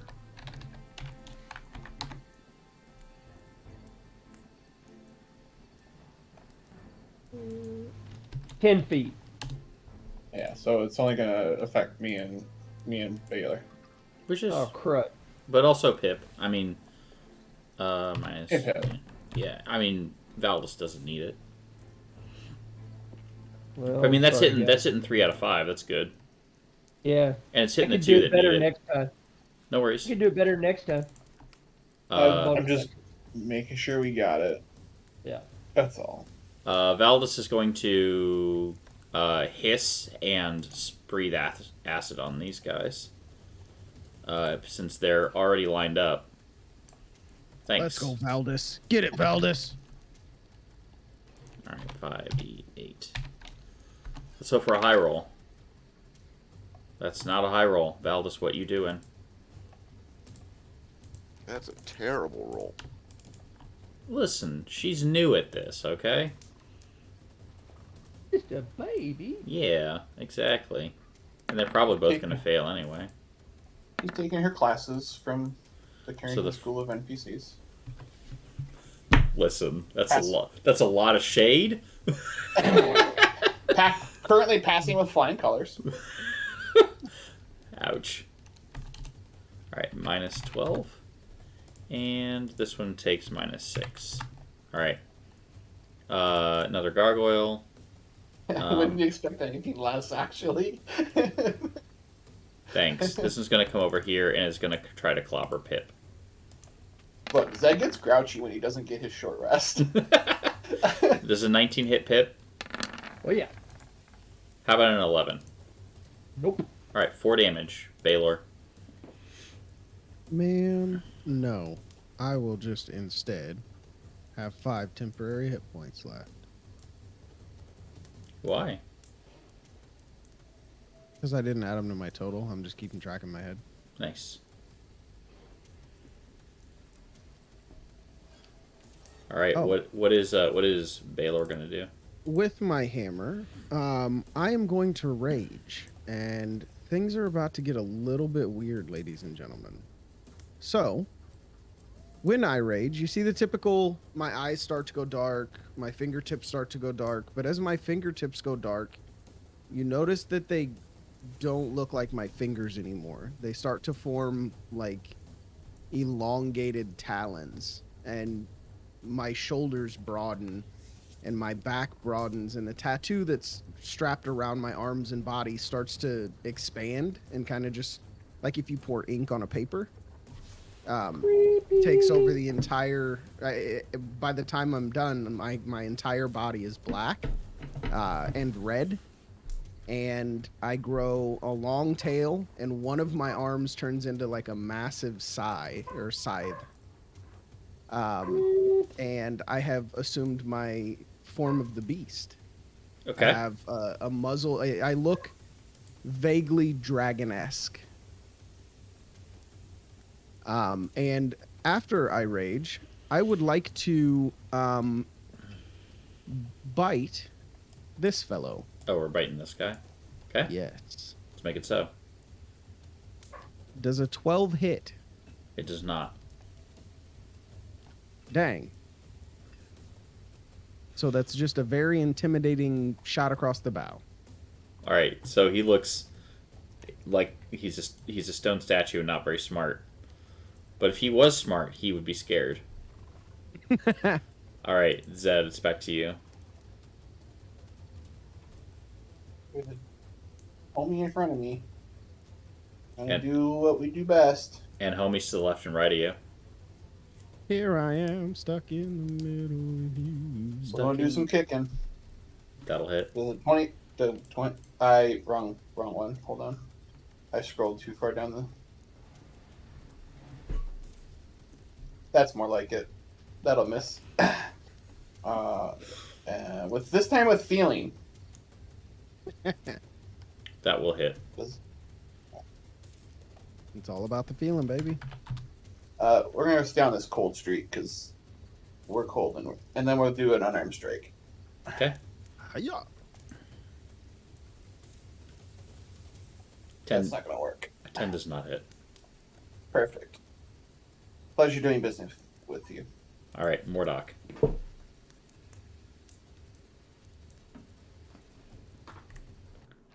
So we're tolling the dead. Yep. The dead That have rolled to, so much better. The dead have to pay their toll. That's right. Yep. Because how wise can a gargoyle be? You had to say it. You had to Very say wise. it. All right. That's all I can do. All right. So we're definitely gonna try to bite Valdus and hit and claw against against Zed. So Valdus will take 3 points of damage. GM hacks in chat, everybody. GM Oh. hacks in chat. You know what? I just hit the buttons. All right. That turn on the GM hacks. I'm not dumb. All right, and now it is Pip's turn. All right. And then and Zed took 8. Yeah. So I'm going to I sure did. I also no had place for temporary cover. hit points. Ah, Has what this it one was. been hit at all? It does appear to have taken some damage from a couple of different things. Mm-hmm. Okay. So I am going to take a 5-foot step, so that doesn't no attack of opportunity, right? Mm-hmm. And I'm going to spray Tasha's caustic goo right across both of them. All right, go ahead and link that spell. Gonna do it right now.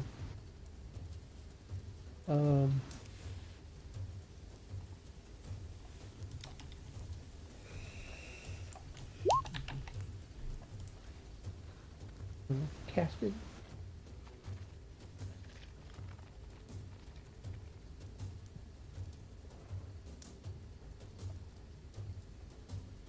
Very nice. All right, so they have to make dex saves, Mm-hmm. which I hear gargoyles are good at. All right, so this one passes. So what happens if they pass?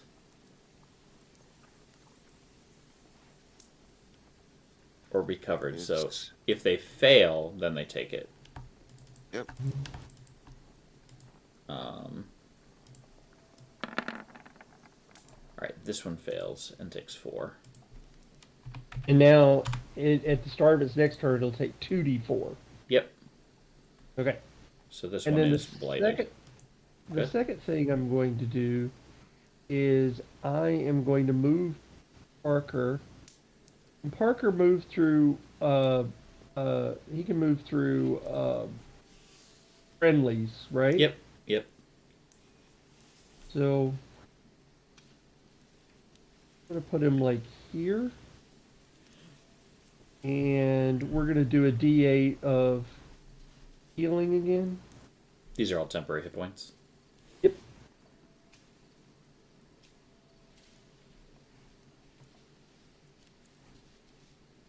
Eight.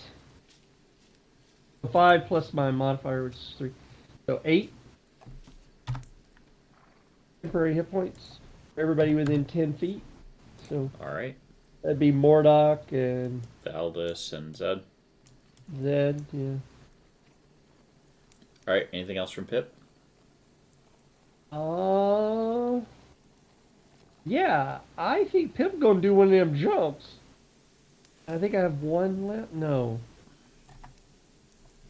No long rest, so nope, can't do that. All right. Pip's done then. It's done. All right. Valdus.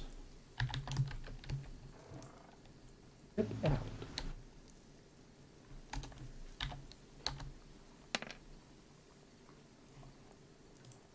All right. I think we're just gonna bite this guy though. We bite him. And Valdus trips, following the Carrington School of NPCs, trips and falls, and the and this guy right here is going to try and come crashing down with a claw and miss, but Valdus is going to be prone. And now it's Gargoyle's turn. So we're gonna Which do gargoyle? the one next to you. It's Okay. going. It's going to bite. Pip. Does a 19 hit Yeah. for 8, and Ow. Claws hit too. the claw is going against Baylor. Does a 16 hit Baylor? Yep. Yep, All right, it hits. 3 damage, which I think you end up taking one of. 1, so I have 4 temp hit points. Okay. And now it's Baylor's turn. Okay, so what Baylor is going to do is step right here. And Baylor is going to attempt to bite this guy. Excellent. With advantage. This time with feeling. That'll absolutely hit. How about a natural 20? Baby! Do you get multiple attacks? Advantage. Oh, yeah, advantage. Yeah, that's a natural 20. All right, so...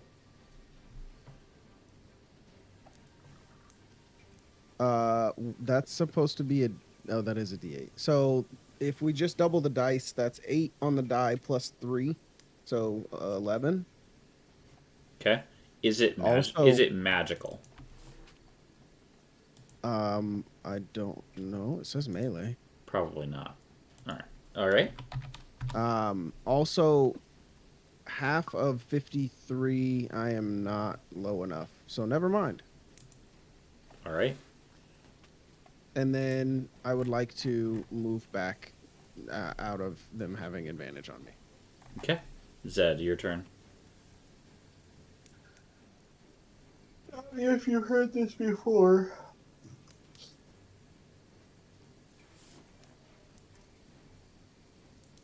The 25 hit? It sure does. 7 cold. All right, so you freeze him, and the brew melts him into the floor, and he is defeated. Neat. Nice. I'm gonna step up and And punch, Do punch, it punch. again. You have magical attacks now, right? I sure do. That's good. Magic hands. Uh, for 5 cold. Why am I even asking? Because you're not even doing you're doing cold damage and stuff. So yeah. Yep, you Well, got it. because this is the important one. Yes. This one's actual magic hands. The 22 hit Yes. for 4, but it's magical. Yep. Sounds good. Let's go. Yeah. When you can punch ghosts, that's when you have arrived as a monk. It's level 6 that you get it, right? I think. Yeah. I Mordok. think Ghost Puncher was like a really good anime, wasn't it? Ghost Puncher. I remember Ghost Facers from Supernatural. Ghost Facers. That was a lame attempt at a joke. Give me That was actually high- the name, yeah. Anyways, what? Give me that wisdom save, Carrington. Get Save or out die. of here! That is ridiculous. Save or die.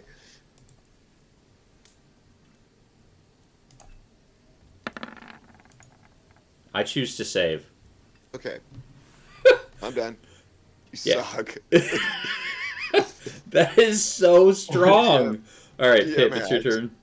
Wow, GM hacks. Yeah, I guess probably Oh right. my goodness. All right. I'm in trouble here, but okay. So you know what? I think we're just gonna reach out with our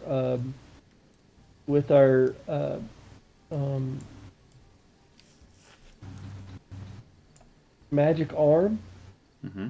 and I'm gonna do shocking grass.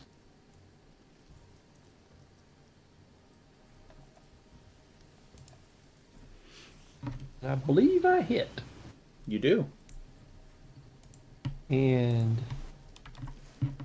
damage from that is 7 points. And I'll put this into VTT. Essentially, it means No reactions. can't take reactions until the start of its next turn. Gotcha. So after doing that shocking grasp, I'm gonna get my butt out of here. Uh, and excuse me, pardon me, Pardon me. excuse me. Yep. And I'm gonna go retro. All right. Valdis is gonna. Oh, Parker. You want to do anything with Parker? Yes, I'm gonna do with Parker. We're gonna do yet again another uh, healing. That's a really powerful. I will say healing. one thing for temporary hit points, so that Uh-huh. they don't stack. Oh, So that's true. So, for example, like let's say that you Yeah. had 8 temporary hit points and then you gained Yeah. 9.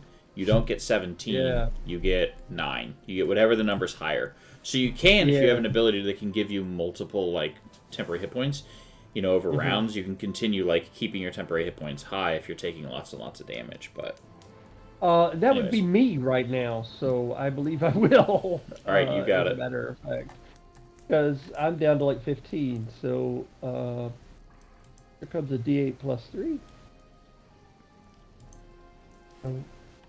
And I'm curious. No, her attacks are not magical. 5, 10. And Valdis is going to run up here and bite again. A 16 is going to hit for 5 damage total. Alright, now it's the gargoyle's turn. Gargoyles.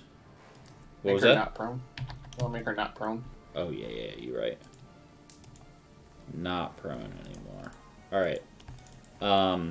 The gargoyle is going to... we're going to roll a d3. 1d3. 1. Alright, that's Baylor. And then let's do that one more time.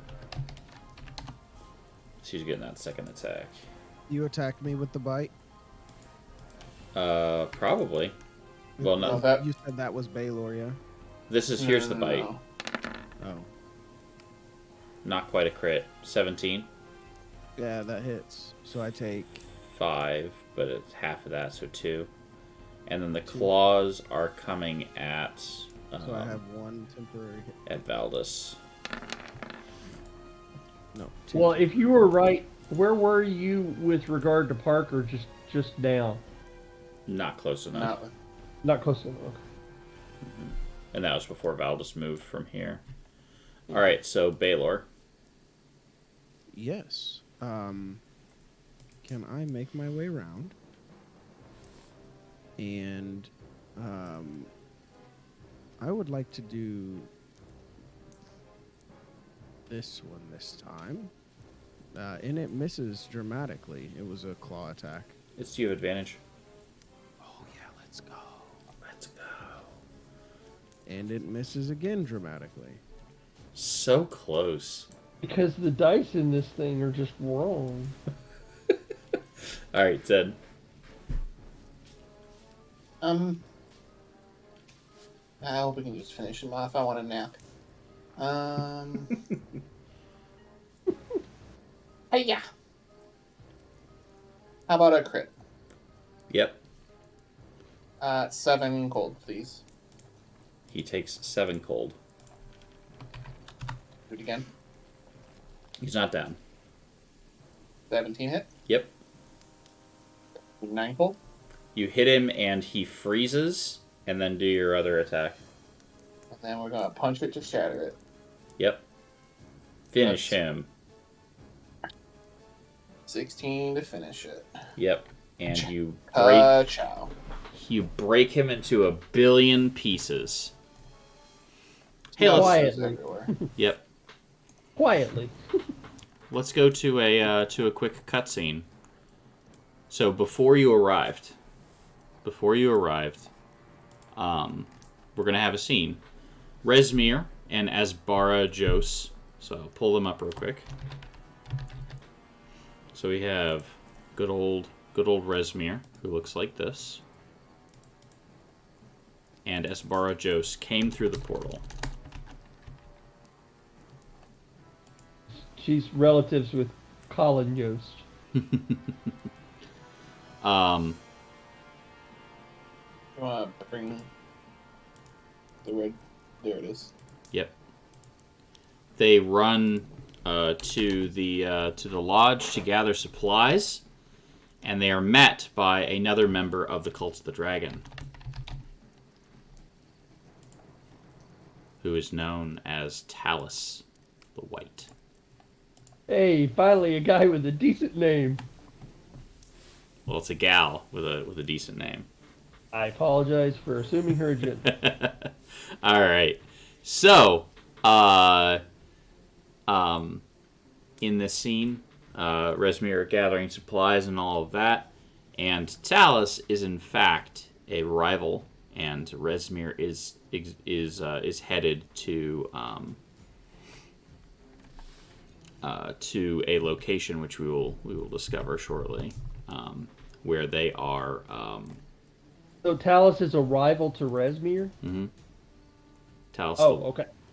Okay, Yes. Talus the White is a rival to Resmir. Mm-hmm. Tell us what you want. I'm busy. I am merely checking in on my fellow cult members, and I wanted to see if you needed anything, oh wearer of purple. Checking in on, is that the new term for spying?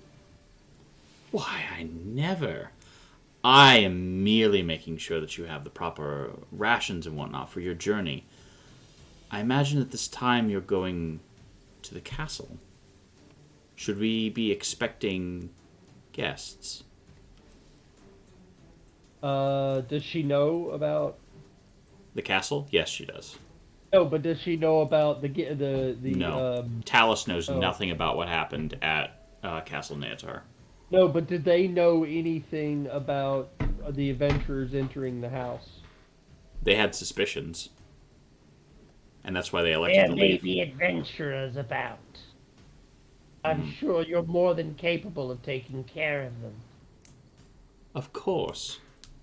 Trepson and the troll who patrols our grounds is more than capable of keeping, tracking, and devouring adventurers. I'm sure that everything will run according to plan.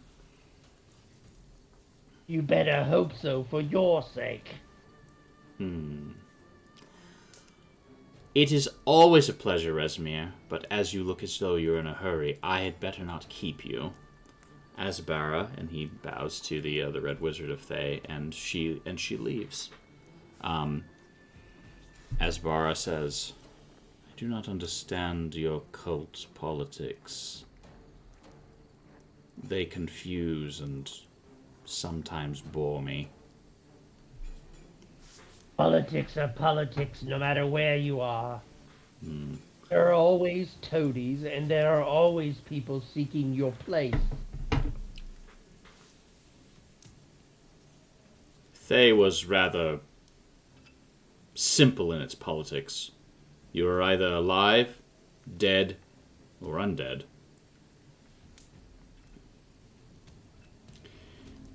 We should make haste to the castle. Now I'm the one who's bored. Yes, we should make haste. And Asbara says the castle would likely leave soon, and Rath Mondar will be expecting me.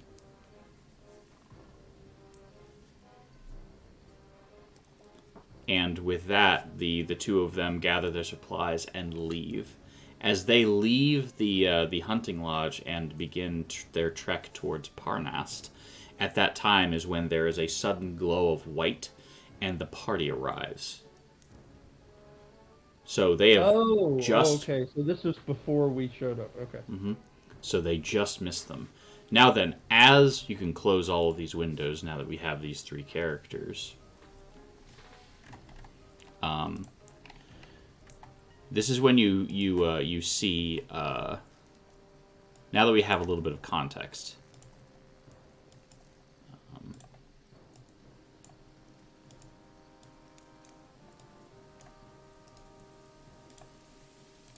All right. Well.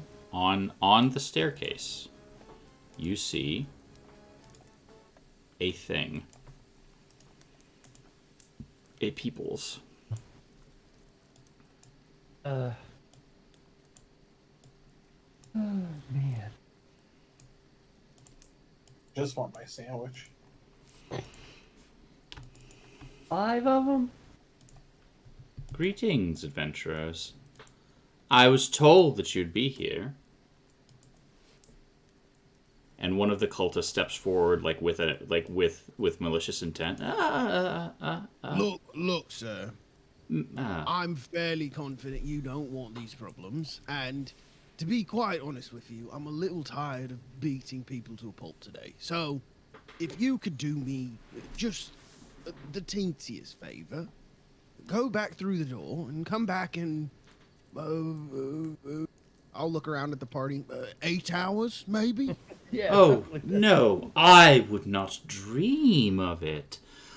My welcome guests.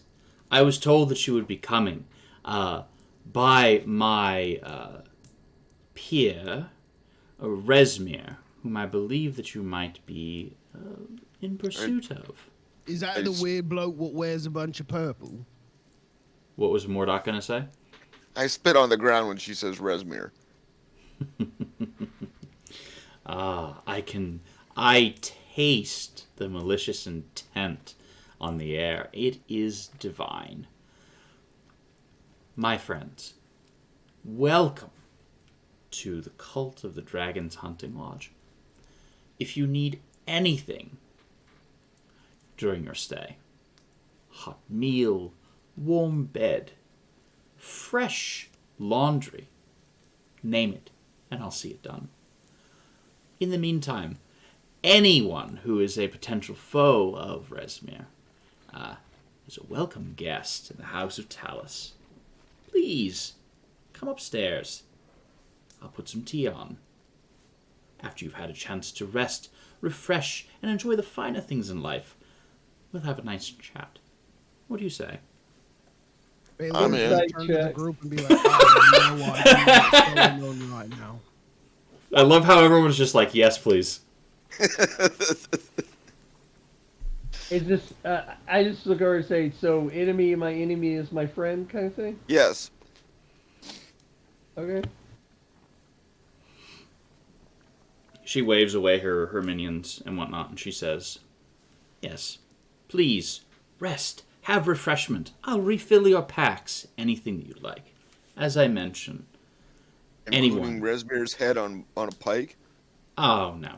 Tisk, tisk, tisk. That, me delivering that, why, that would be treason. However, if you were to There's kill no her... trees in here. How? No trees in here. Talus looks around and is just like, is he... And just kind of like taps her temple. Yes. He's right here, and yes, Yeah. I am very smart. Thank you. Yeah. I just look at her and I say, meat shield. I see. Even a straight stick has its uses as a lever, I suppose. What is her reaction to Valdis? Curious. Is that Yeah? a dragon? Yeah. Do you like dragons? Yeah. No. Is that just right? Are you gonna give us a dragon fact? No, I rolled deception. Okay. And you notice that she is like wearing like white dragon armor, and she says, "As a matter of fact, I do." Oh, cool. Hold on 1 second. And Zed's like whips his backpack off of his back and starts like scurrying in his little bag. And he's like, "Do you? It's been a while. Do you want to hear a dragon fact? I love dragons." Of course. Let's see if it's one you can stump me with, one that I've not heard before. I'm gonna try, do my best. 23. Oh, this one makes me laugh every time. Anyways, in early dragon lore, before flying became the popular thing that dragons do, dragons would drop out of trees on people's heads. Backpacks. Very interesting. Well, Yeah. please. Yeah, this is our dragon. Her name's Valdis. She's nice. Well, very interesting. I'm going to move everyone together. She says, I will be more than happy to provide you with your accommodations. Please, right this way. And with that, she will take you upstairs, which I think has 2 rooms that are... I'm gonna ask her questions as we're walking. Sure. So you said if you moved against Resmir, it would be treason. How is giving aid and comfort to the enemy not treason too? Homie. They don't know that we're necessarily the enemy. They just know that we don't like Valdis. She says, a tool is only as sharp as the one who wields it. As far as I'm concerned, and as far as my followers are concerned, you were never here. You have that much control over your followers. They know who pays their bills. And who keeps the wine flowing. Wait, wine? Yes, of course. We have all the amenities here. This is a waypoint. A whole barrel, please. You think he's kidding, but he's not. He's really not. It'll save you time if you just bring me the barrel. So I will put all of you. Actually, you might actually be able to just sleep on the ground floor, and you can discuss in the next day. Oh, look at that. Totally okay with that. All right, so I'm gonna move everyone into this area. Boop. Boop. Boop. And then into this next area. These next 2 areas. These are going to be the rooms that you're given.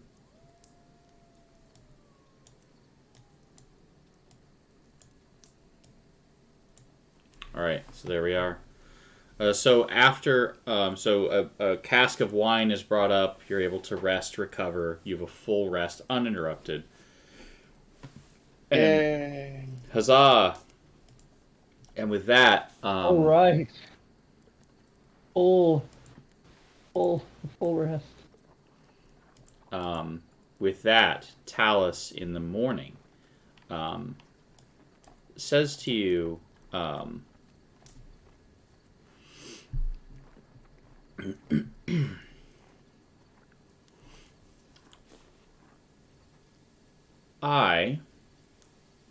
I hope that you have been able to enjoy your stay while you have been here, and been able to get enough rest and recuperation.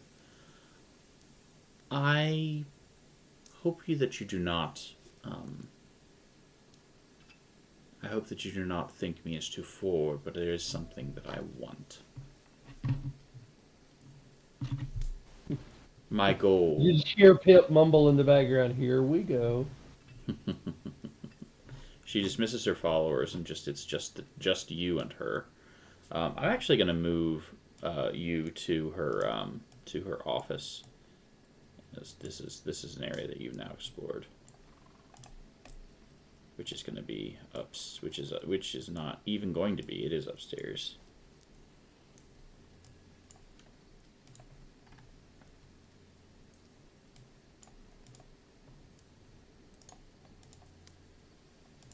Alright, so there's that. Her followers are going to stand out here. Boop, boop, boop. And boop. And all of you are going to move into this room here.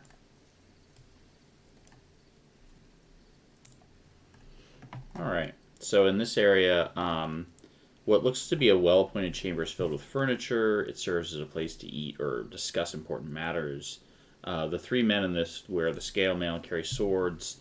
The woman wears robes over white scale mail, and she carries a wand with a blue gemstone. And she says, and of course she says, "Welcome, my friends. Thank you for coming. I have considered you and continue to consider you my guests. Perhaps we can do business. And she says, I would like for you to thwart Resmir, and for Resmir to fail spectacularly. Baylor leans over to the person nearest him. What does thought mean? Bonk. Oh, got it. Thank you. All right. And Lady Taos, why? We thank you for your hospitality. We were in much need of food and wine. Oh, speaking of wine, is there more? Of course I can have more brought up. She knocks on the door. The You door don't opens. have to make it a whole barrel this time. I've got work to do today. Just like A work. gather Yes, of course. also. A working lunch. I understand. Perfect. Thank you. Knocks on it. Another cask of wine. Door closes. She says, So, what is it that you would like us to do? And more importantly, why would we help you? Other than your outstanding hospitality. my goals are your goals. You wish to see Resmir fail. You wish to stop her from what she's doing. Is this correct? Correct. Is my assessment correct? And Yes. and Pip raises his. He actually raises his hand. Yes. Ooh. He's jumping up and down his little rabbit leg. She points at him. Yes. Maybe we would be better at doing that if we knew exactly what it is that she's planning. Ah. So you only know part of the plan. Carrington, out Yeah. of character at the moment. Do we know they're trying to bring Tiamat to the prime material plane? Or Not yet. Okay, but we you don't will. know that yet. It's Okay. the worst kept secret in Faerun. Okay. You know that they're Yeah. amassing wealth. Right, but we don't know exactly why. Okay. Yep. Do I question mark? Maybe? Question mark? Do you want me to roll history? Question mark. Yeah, you can roll history. I have a -1, so there's a very Period. good chance that I'm still very stupid, especially with a 1. Heck yeah. You have no idea what's going on. You're just like, all right, gotta smash some cultists. Well, All right. I've been doing a lot of investigation and hunting these guys. Can I do a history check? Yeah, I'll let you do a history check. Baylor's still trying to figure out what thwart means. Nope. So I know he said it means bonk, but what does bonk mean? Okay, so we don't know. Sorry, I All right, distracted. no worries. Carry All on. right. So she says, I will answer your question, Pip, with another question. Oh, I hate those. Sorry. Go ahead. What do you know that the cult is doing so far of the cult's operations? Might as well be transparent here. I mean, there's no point in really being deceptive, except out of habit. Sure. I'll wait to see what everybody else says before. Sure. Mordock?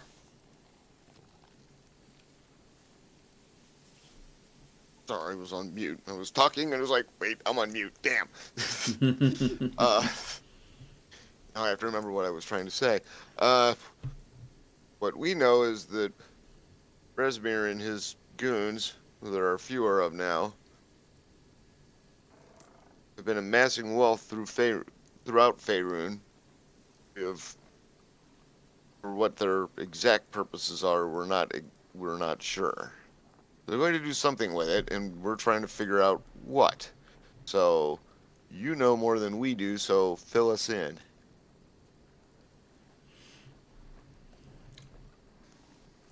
You are correct.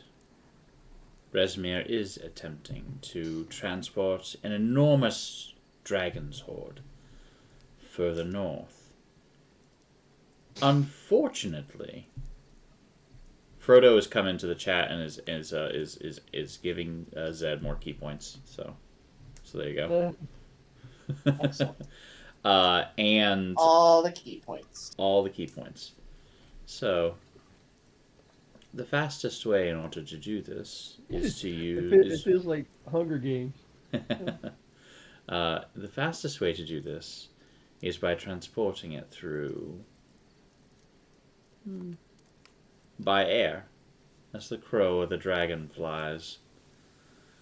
She is making use of the cultists under her command are using a cloud giant's flying castle to expedite the delivery. I hope that you can get to the castle. She looks at her sundial and says, before it departs.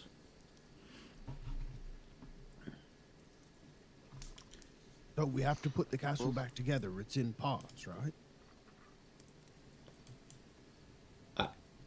What? You just said we have to get to the castle and put together its parts. I'm going to ignore that. So she gives you my go question: ahead. if you have access to teleportation circles, why are you using a cloud giant's castle? The teleportation circles are unpredictable.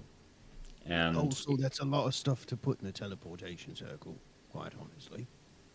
she points and says, the oaf has a point. No offense. Oh, hey. No offense intended. Your wine's here. Just on schedule. Thank you. Thank Flo. I God. appreciate it. It is very difficult to transport such amount of treasure through a teleportation circle, very taxing. But if you're able to load all of the treasure up into, say, a castle, you can then transport it easier.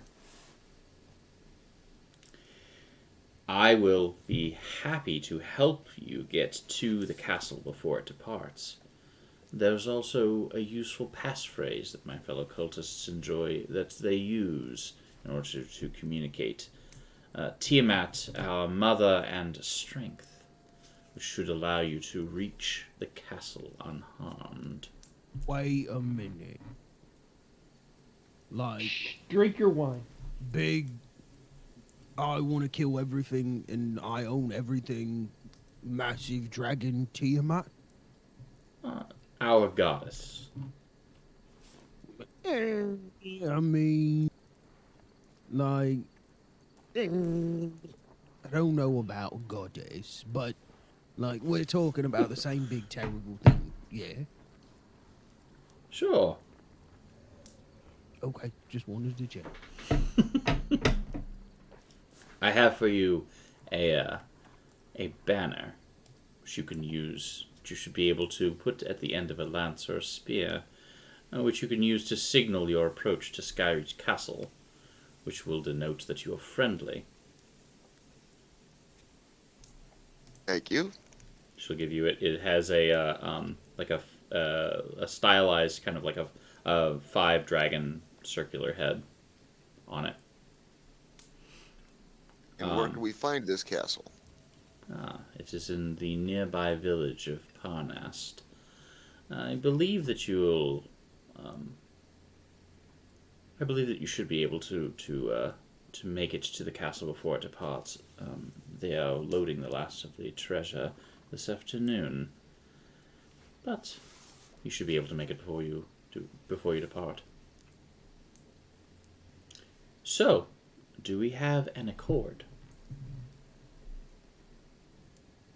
I mean, So you could just- I so- might have some rope in my bag, but I don't know about a code. Drink your wine. Drink your wine.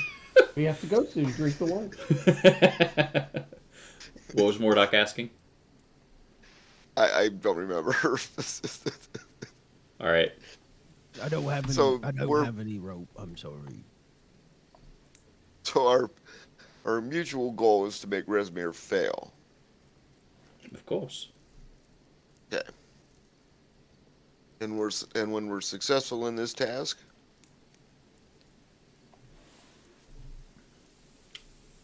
If what now? You hear he says, if we're successful in this task, you hear No. Pip mumble over on the side, she'll inevitably betray us. If you're successful in this task, I will have you will have earned my trust, and I will move up in the cult, and we will both have what we want. At that time, likely. And if we fail, we're expendable.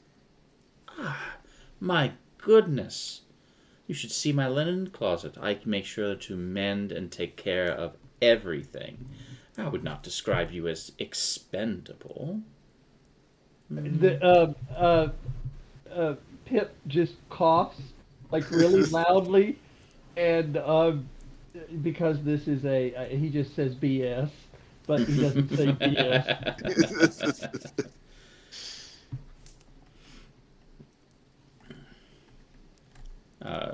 And with that, It's just, I'm sorry, I had something in my throat. It was just, Yes, of course. I just had to get it out. A hairball.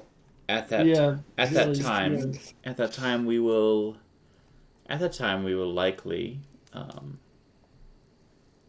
find we may find ourselves, you will have accomplished your goal of stopping Resmir.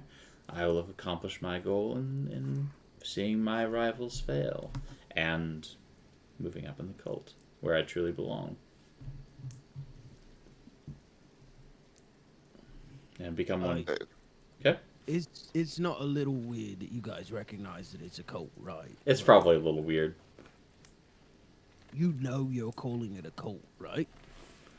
Well, Oh, the original meaning of the word cult, and this is Pip actually saying this, right? The original meaning of the word cult is religious practice, not crazy people. I mean, don't get me wrong. Yeah, but all like, of we you, know and, cults and are I crazy do mean people, right? all of you are crazy. so But- we, Like I'm really dumb, and I know that cults are crazy people. not expendable. No. Can I roll insight? Says Frodo. No offense, your grandness. No offense. None taken. I believe that you have everything that you need. Then we should probably depart. Of course. And which direction? And is there a marked way to Parnist? We're not from around here. Of course. Happy Or maybe one of your underlings can act as our guide to get us there. I'm happy to direct you. You're going with? Oh, no. I'll simply point you to the path. You'll need to take it yourself. It is not too far away from the hunting lodge. Okay. It is about Alright. a 5-mile hike. You should make it in plenty of time. As I mentioned, they are still loading the last of the treasure, and it is I know for a fact that Resmir wants to take all of it in order to gain as much glory, and her greed and her desire to prove her worth to Severin is commendable, I suppose. I do have one last question. We've been Just the Columbo. One more thing. one more thing. Thank you for picking up on that. Just one. As I go to leave and I turn around, I have one more question. Yeah, I can't do a Columbo accent. Yeah. So we've been trailing Resmir since I don't have my Greenest. map. Since Greenest, which is a speck on the map, so she probably doesn't know that. But since Baldur's Gate, right? That was the first place we went. Sure. Yeah. And we've been following a good chunk of this horde. And Resmir and what's his name didn't bring it with them through the teleportation circle, so there's still a whole bunch of loot in Castle Neatar. So how did you get that loot to here? I'm breaking the module. They didn't think of that. I'm sure that that she is trying to take what she has that is already loaded and leave before any interference from you is coming. which is why you should strike now. I expect that she is trying to expedite the process so that you do not interfere. Okay, But now we can wait. I'm sure she is hoping that you do not know where she is, and by the time you arrive, I expect that she hopes that she'll be gone, long gone. But Well, then we should make haste. then you shall. So, the walking to Parnast. This is going to be amazing, by the way, for everyone because this went so much better than it has in the past. What's up? I did want to do a little RP right here. So Go ahead. Yeah, go ahead. Just as we're leaving, and kind of everybody's kind of going off on the road, and if she's kind of still in the room or whatever, I'm just gonna walk over to her just a little bit, and I'm gonna say, enemy of my enemy, I get, but you're still a dragon cultist, and your people killed my best friend and burned down my forge. We're going to find ourselves on the wrong side of each other one day. And I said, and you're going to feel a little itch in the back of your head, like right here. See right here. It's going to feel a little itch right there. That's right before my bullet pierces through your skull. Then he just gets up and walks off. Chatty little rabbit. And she looks. Go ahead. He looks at me and says, "I thought we established that already." And it slams the door. So you see that as you see that she is unfazed, and as you get up, she reaches down and picks up her like wine glass before you slam the door, and she like swirls it around the blood red like wine. She takes a sip and she says, "Don't tarry, you have a castle to catch." And with that, Pip slams the door. Gross. I liked it. I did it for me. That was for me. And with that, you are going to walk to the village of Parnast. The castle is about a 5-mile hike, as I mentioned. It's on the far side of the mountain, through forested hills, over logs, creeks, along muddy trails, and it takes you about over hill, over dale. It takes you about half a day's walk to get to the village of Parnast. So I'm going to describe this, and then I'm going to do a cool thing, because you're going to be like, oh, that's it? The village is a few dozen houses and a small square with buildings that include a tavern, a stable, and a shrine. In contrast to this, rustic burg stands a mighty ice castle, half hidden in the frog-shrouded ravine.